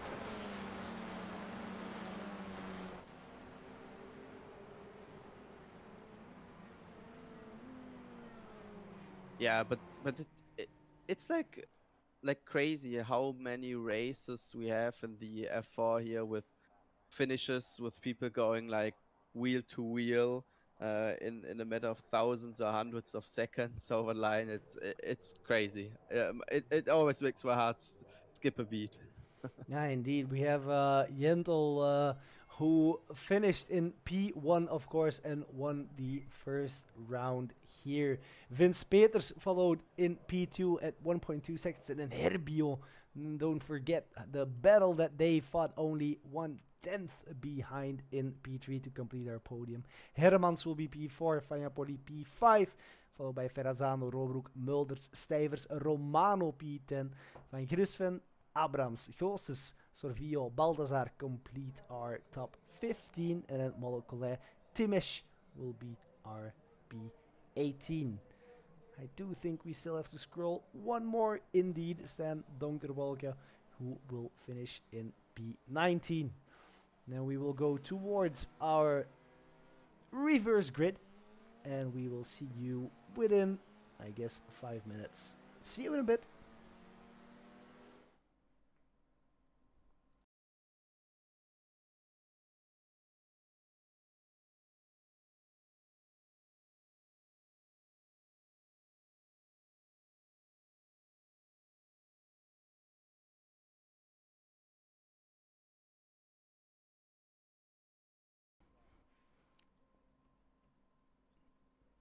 Yeah, exactly.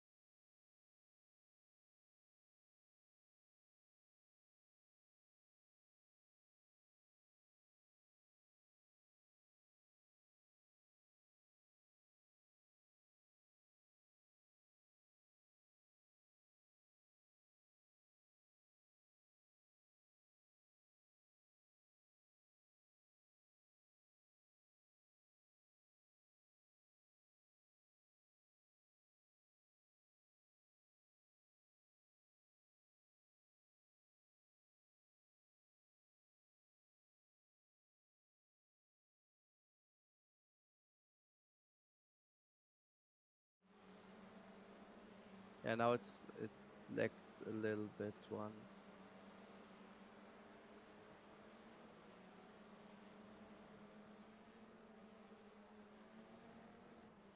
Hello, everybody. We are back to the second heat of the Pro Class BSRF Belgian F4 Championship, sponsored by Auriga Racing.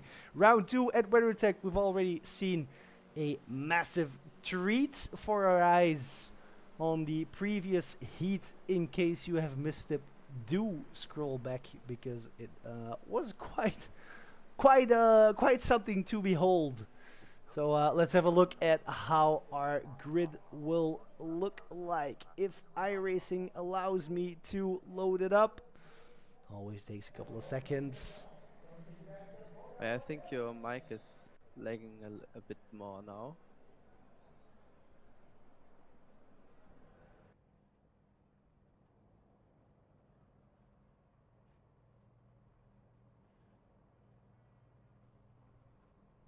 Alright, so let's have a look at our lineup. That would be Jan Mulders will be in P1, Maxim Robroek P2, Ferrazzano taking P3 to complete our top 3, Vanjapoli taking P4, Hermans P5, Hibignon, Vince Peters. Then we have Jentel who will be taking P8, Maxim Stijvers, Romano, Van Grisven, Abrahams complete our top 12. Moving on, we have Gosses, Sorvio, Balthazar, Mol, Colin, Timesh, and Donderwolke. Let's have a quick look at our guys because they are ready to go.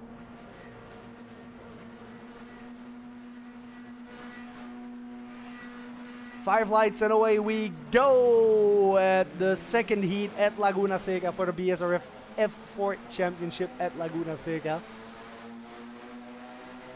Jan Mulders keeping P1 as it stands. Maxim Rolbroek already making the move down the outside. But Mulders can hang on. Ferrazzano taking P2. Rolbroek containing that P3. Vanjapoli, Herbigno, Thiele and Herman switching positions all around. Peters has made up the position that he had lost during the start. No big losers. Hermans dropping back 3 positions on that start. Colin making up 4 positions. And Axel Abrams losing 5 positions. But Jan Mulders remains in the lead. Ferrazzano moves up to second place. Vanjapoli has just dropped back. Maxim Rolbroek also lost 1 place. And it's switching very rapidly. Look at these guys coming into the corkscrew where there is no room for these guys to go all the way next to each other, but they do anyway. They do anyway without any issues. Side by side, we complete our first lap a bit wide by Vanjapoli there, but he takes the inside and can keep that position. And what a first lap, Simon. Yeah, I'm heated. It's now really getting tight with the fast guys overtaking some slower guys due to the reverse grid while battling it out with the 3 of them. So double the stress, double the close battles. Awesome to watch.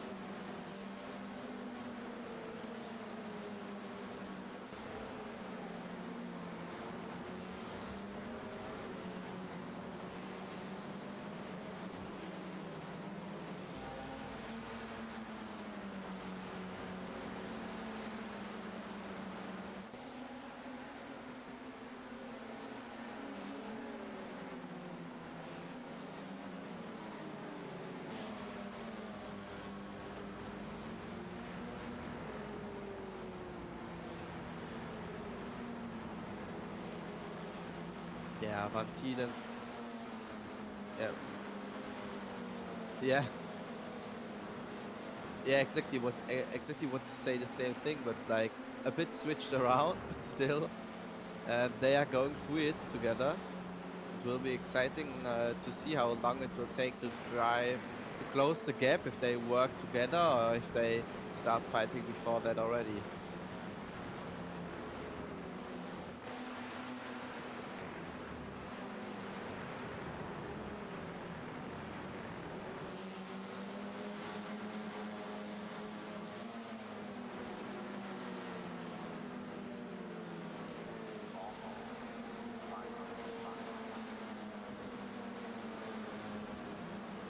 Yes.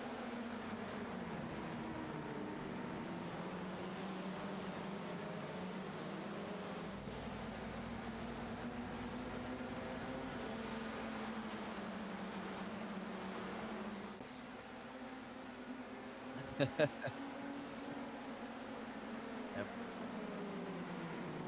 Martinez setting the fastest lap, and now they close down with the gap. But I think Ferranzano looked at the book of overtakes from Bastia. Page 3 was last turn overtake. So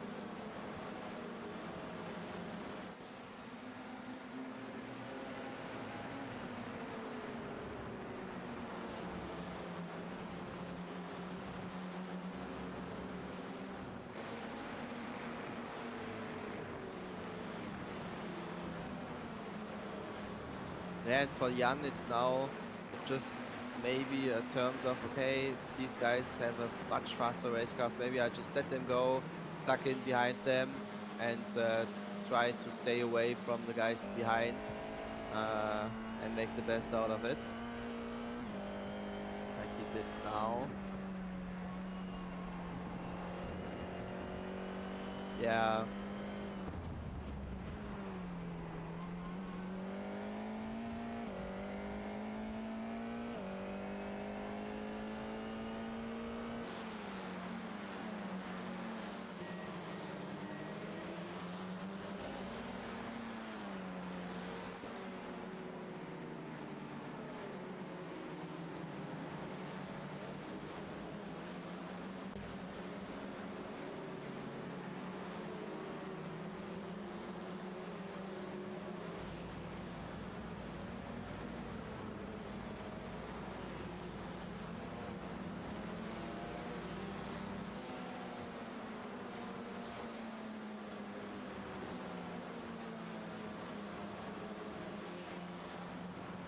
yeah, that would be interesting to see.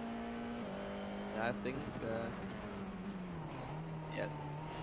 Yeah, indeed, Thomas, it was page 3, like Vasya showed us in the AM class. So we now can start a real book of overtakes. Showed once, executed, I think, now 3 times perfectly.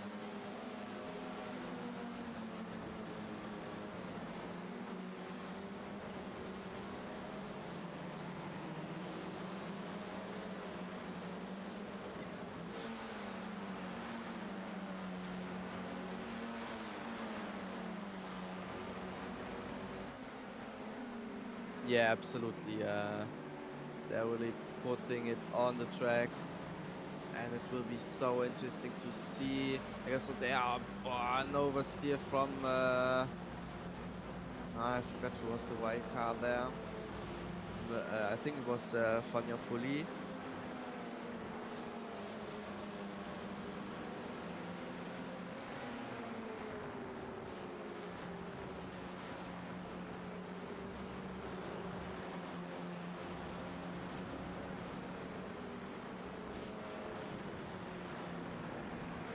Yes, but still,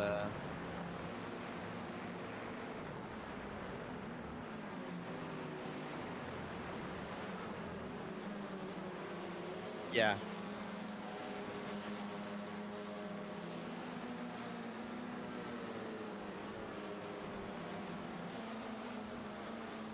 yeah. And I know they came in because they didn't even have a livery, so I said, well, I can do you something quick, and then I just put a gradient on it, the logo on it. I said, well, this looks maybe better than just the logo on it. So yeah, just there to race. So awesome to see. While we see Maxim Robruck already taking the lead from Ferranzano, and Jens Vantine and Vince Peters still fighting in the background. Oh, and this, yeah, Jan Möller's in the background spin, unfortunately.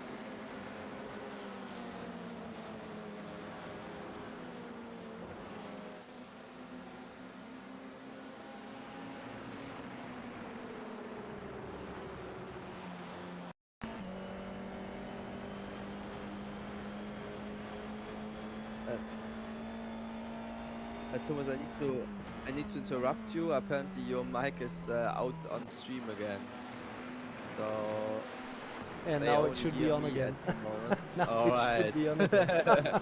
Now you should hear the beautiful voice again. Yes. Sorry for that. Now Thank my you, whole Thomas, hype. for- Now my whole hype is gone, of course.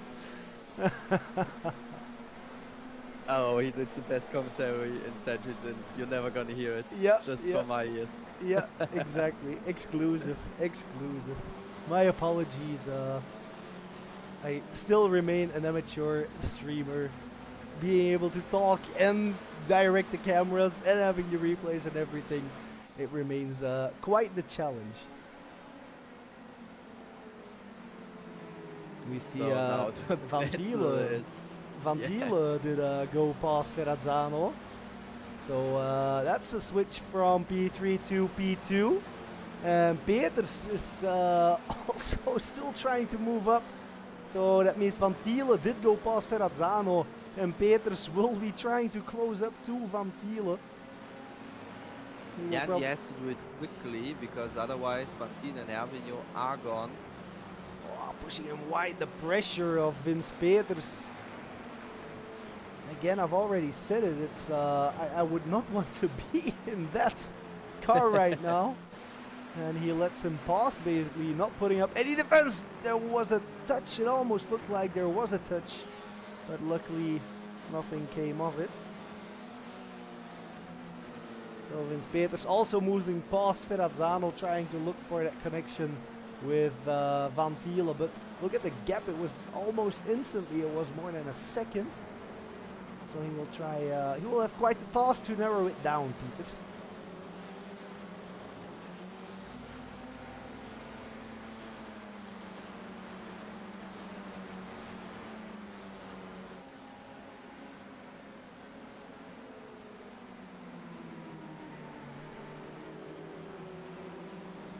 Meanwhile, we can have. Yeah. Yeah, go ahead. Sorry. Meanwhile, we can have a look at Van Thiele passing Ferrazzano. What that Yes. looked like. So very late dive attack, but cleanly executed. Also looked like he didn't. Whoa, a bit of a wiggle there coming out of. Is it turn 2 or is it still turn 1? But well kept, well driven.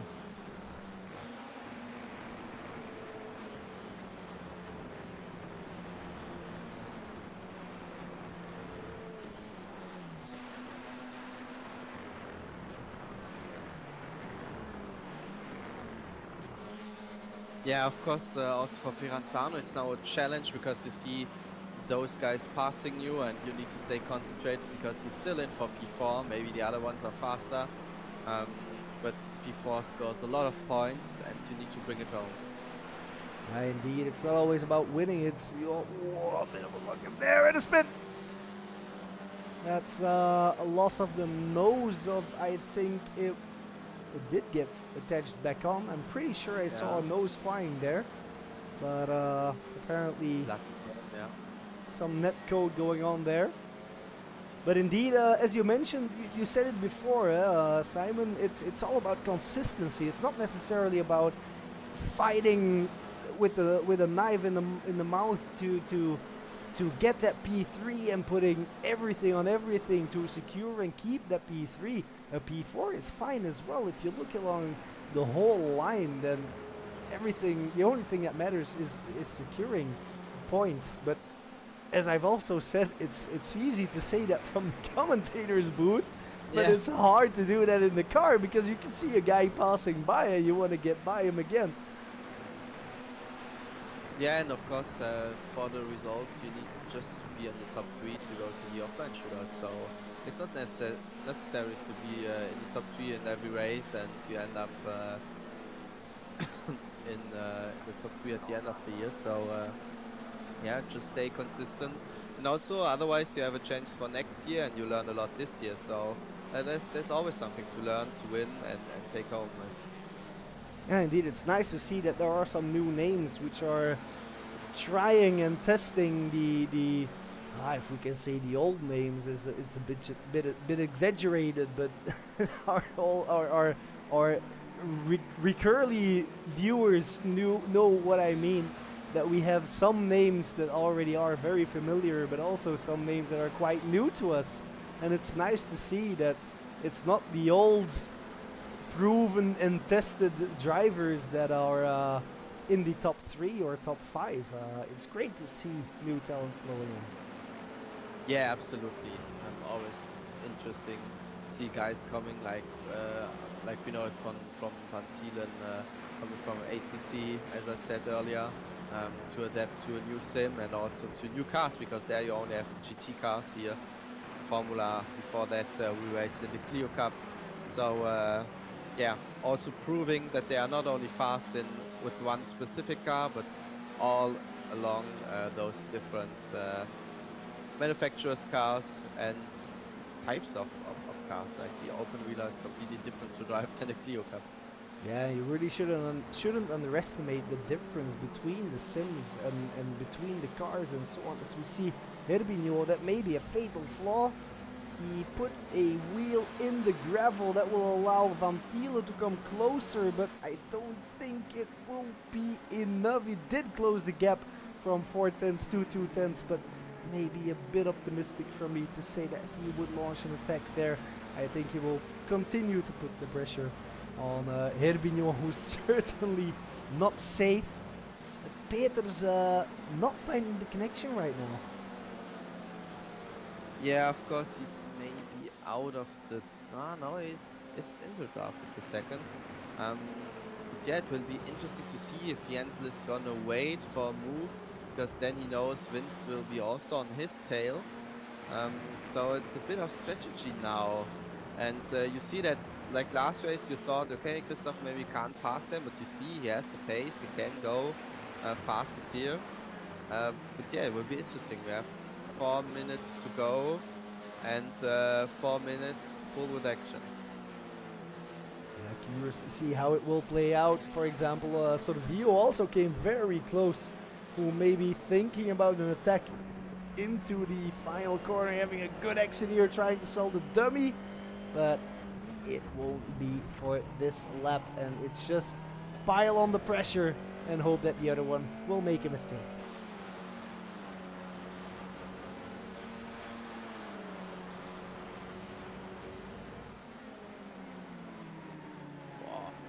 Oh, late change there under the brakes from Aral Ferranzano. Really need to be careful with that. That can end up in a big crash. He did get past in the end. Sorry for the camera angle there.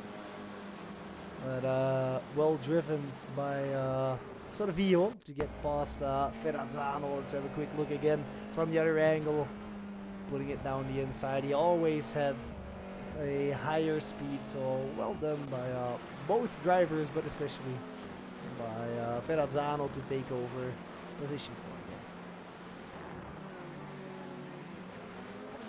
4 again. Let's get back to our top 3, because they are nearing, I think this is the penultimate lap, 1 minute 20-ish, so I think they may be doing Now we have more? one minute. Yeah. I think this is. Will be, yeah, We will start the penultimate. We will start the penultimate. I think. Yeah, but now they're really getting close. Peters is now again half a second closer. Also doing the fastest lap here. So he's really pushing to get on the back of Van Thielen and be there, be ready for a move, and also be there if Jentel does a move on Christoph to join in directly. Yeah, we saw Peters coming very close to Van Thielen on the exit of turn 1. So curious to see if we might see the nose of Peters coming sticking up somewhere in the coming corners, or if they will keep it up to they will keep it for the final lap. That's also a possibility. Peters had a good approach towards that corner, but this is going to be hard. He does not risk it as it stands right now.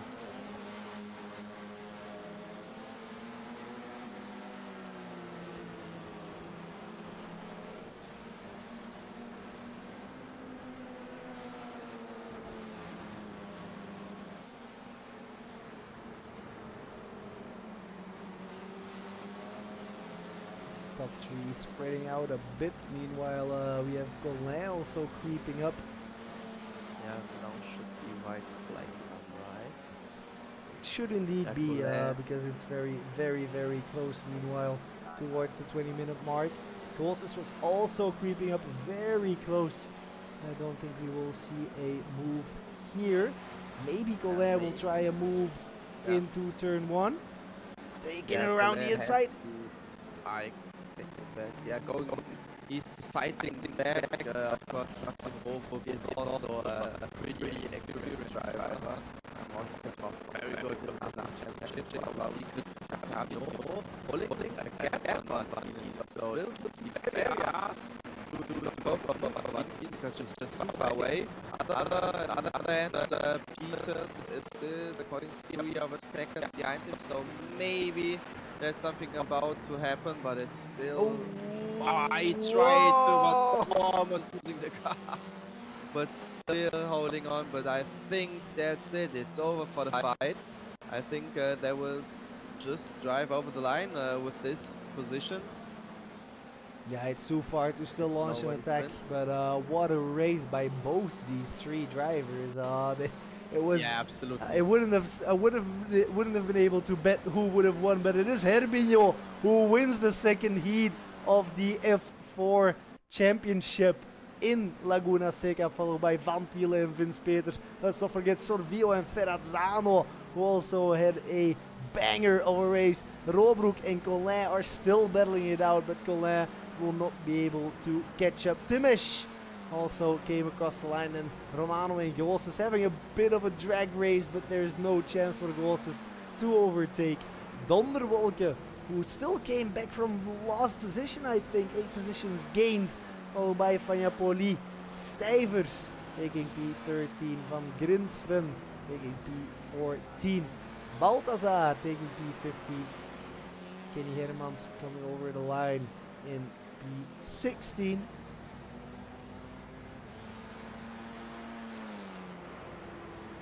We have Axel Abrams in P17. Mathieu Mol and Jan Mulders also having a bit of a sprint towards the finish for P18 and P19. Yeah, really strong race. We have 3 people moving up 10 positions. Julian Sorvio, Mathieu Colloy and Yannick Timesh. So pretty strong races there. Of course, on the other hand, some people that lost more positions, but yeah, that's always how it is. But awesome to see, awesome racing, especially the top 3 showing what they are made of. Yeah, and also that not necessarily that you get P3 in one race, that you can't win a race, because Christoph showed exactly the opposite. Getting the pace ready for the second heat, pretty awesome to watch. Yeah, great racing. Round both the AMs and the pros had a massive display, magnificent display of racecraft and pace. Yeah, and then I think before we take the interviews, you should traveling for the raffle, so we can take the winner of the Formula One tickets.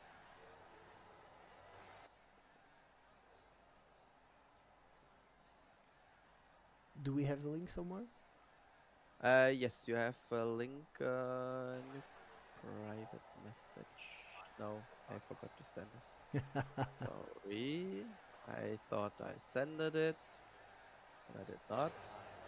Right, there you go. Let's have a look if I can add this as well.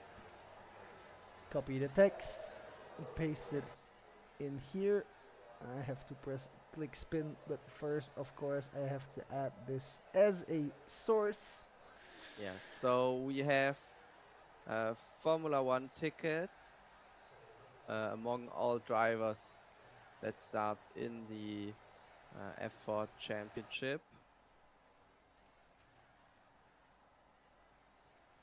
I'm unable to find it as it stands right now. Yeah. With no So capture. these are weekend tickets, 2 gold weekend tickets for the Formula One Grand Prix at Spa-Francorchamps. It's end of July. So our next round will be after that. We will have a small summer break because now holiday time would start in 2 weeks, and that's when the next round would be. So we make a break until the 25th of August, and then we will see us at Interlagos. So that will be also very, very nice track for the first race. So meanwhile, I have been able to set up the raffle. Let's first run over the results of the race, of course. We have our winner in the second heat, which is Jentel. That is heat 1, excuse me. We need to go to the Yes. feature. The winner is Christophe Herbignon, who won from Jentel van Thiele for P2, who was very close, 8 tenths behind. Vince Peters, 2 tenths behind that for our top 3. Sorvio, let's not forget, who made up 10 positions, finishing P4. Ferrazzano P5, Robroek P6, Colin, Timesh, Romano and Goossens follow for our top 10. Donderwolken P11, Van Japoli, Stijvers, Van Grisven, Balthazar, Hermans, Abrams, Molle, and finally Mulders. Let's have a look at the raffle then. Yeah. Let's see if I can also disable the screen here. It's a bit of a last minute, but we will manage.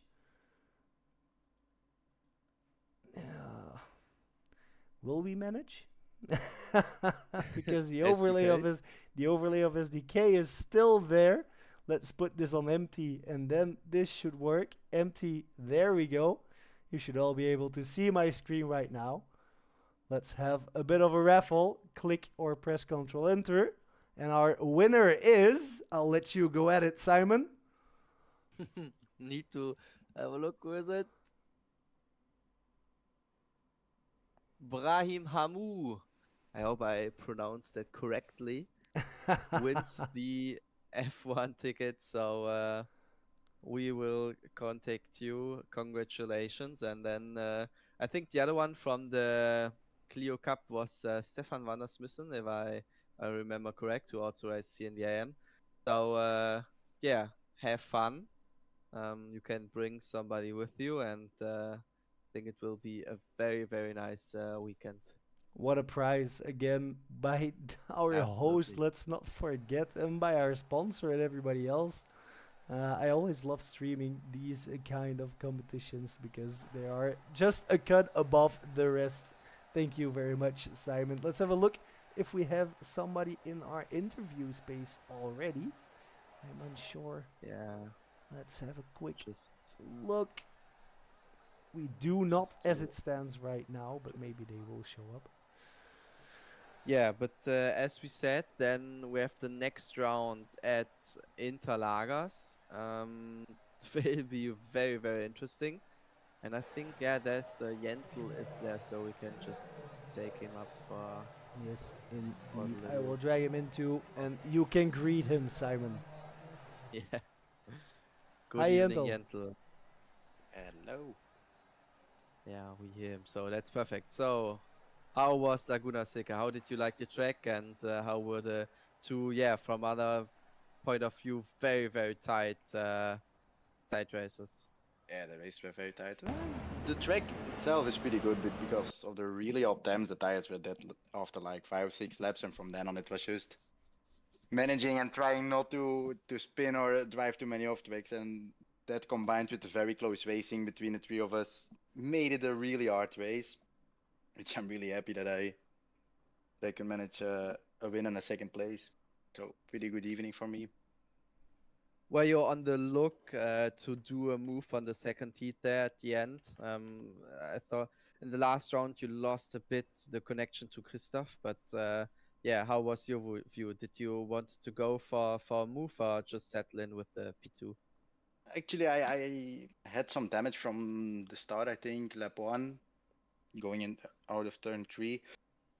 And from then on, once I was behind Christoph, I knew it was pretty difficult to overtake him because he had really good pace. So I was happy to finish second because he also missed the first round, if I remember correctly.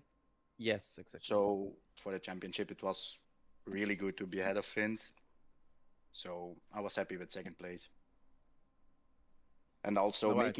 make a Yes. move here is really difficult. Like the only Yeah. really spot you can do is into turn 1, but that again is really tricky to do because Yeah, you you showed really that. have to. We saw your overtake there, I think, on Aaron Ferranzano early on. Yeah, you really need to surprise them if you want to do a clean overtake here. You can't just sit behind. Once you are behind them, it's really easy to the car in front to defend. So I'm happy Yeah. with second. All right, then maybe quick outlook to summer break and Interlagos. How are you going to spend the summer break with the F4? And what's your view on Interlagos then afterwards?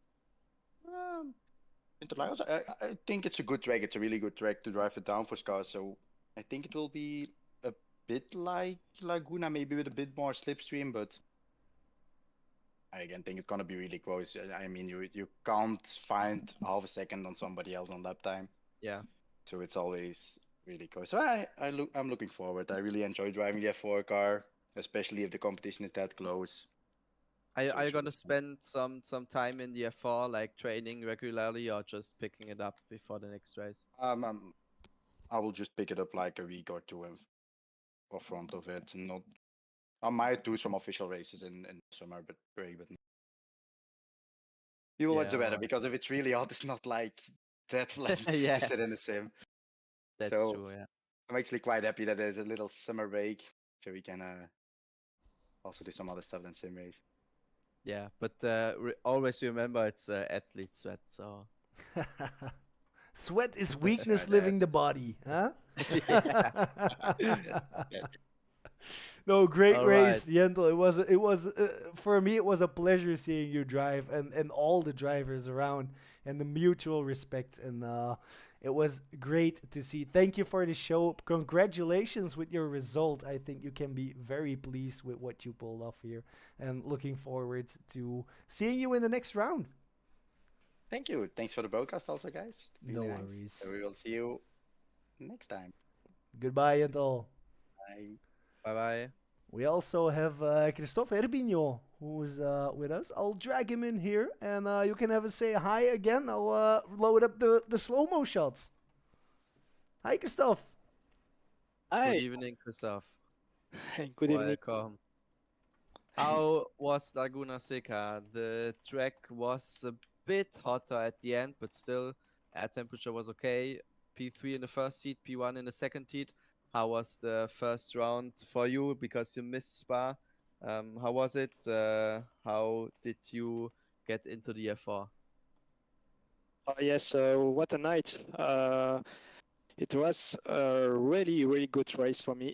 I'm a beginner with this car, so yes, it's not easy for me to say my pace before this race, but yes, with this race, I'm really happy, and it's a good for the championship.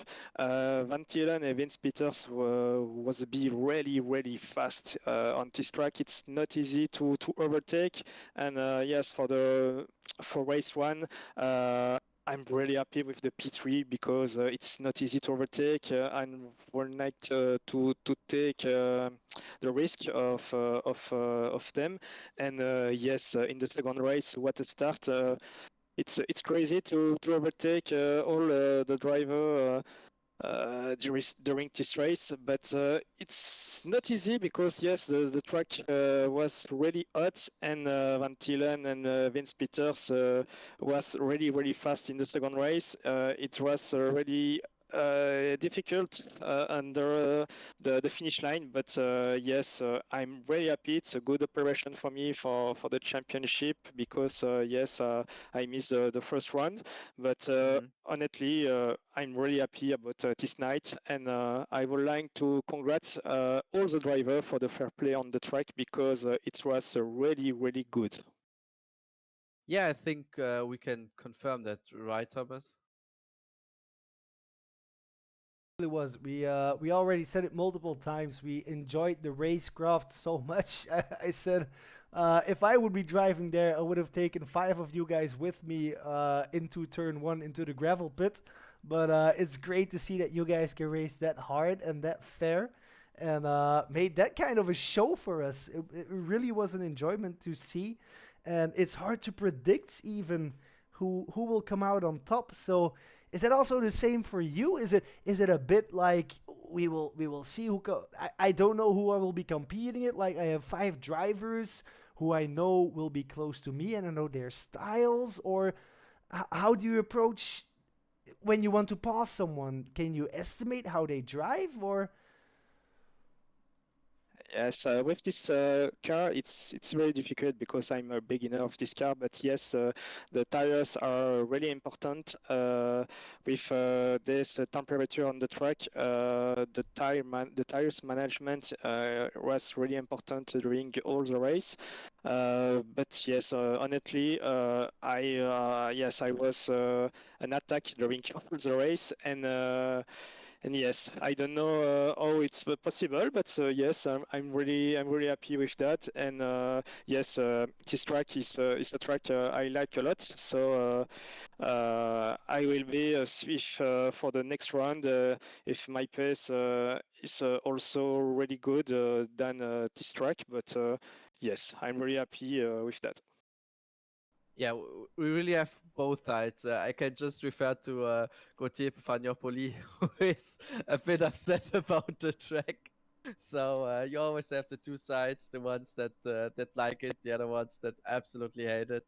But yeah, it absolutely plays a role how you feel in the car. So what's your plan for the summer break? Maybe quickly go over it. How do you maybe prepare for Interlagers? I don't know actually, but yes, I think I will practice during the summer this track and the next round. Uh, yes, it is a long break, but honestly, I'm really excited to come back for the next round, and I think it will be really interesting because for the next round, I um, I think we'll see Erwin Baba, Vince Peters, Yeah. and all the top drivers. So yes, I'm really impressed to drive for the next round.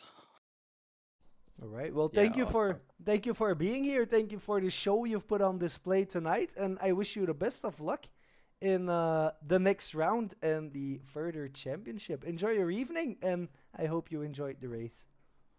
Thank you, and thank you for this amazing podcast, and thank you to Simon too. See you No soon. worries. Bye bye. Thank you. Bye bye. We still have Bastien van Rijkegem, I think, our final interviewee Yes. in our room. So again, same routine. I'll drag him in, and you can say hi. Yeah. Yeah, good evening, Bastian. Hi. Yeah, the author himself, the author from the Book of Overtakes, you don't know, you made yourself famous today evening. Yeah, I saw the uh, stream after the race. It's I didn't think it would look so good on stream, but yeah, I enjoyed it. Yeah, it looked pretty awesome, and also the pros following it. So maybe you for the next rounds you can do like a map with the best spots of overtake opportunities, Yeah, and how I you don't think execute them perfectly. I don't think I give them a lot of advice, but yeah, why not? Yeah, awesome races from you. Yeah. How was it this evening from your Yeah, point? I absolutely enjoyed it. Compared to Spa 2 weeks ago, which was a disaster for me. Not a disaster, but like I reached the 10x, so I got a drive through, and yeah, obviously it's not it's not the same race once you get the drive through. So Yeah, yeah, but yeah, it still, was. yeah, very happy today. It's really cool. So yeah. Yeah, I think at Spa it was a bit unfortunate because you got punted from behind and then Yeah, got the X for the drive-through. yeah, exactly.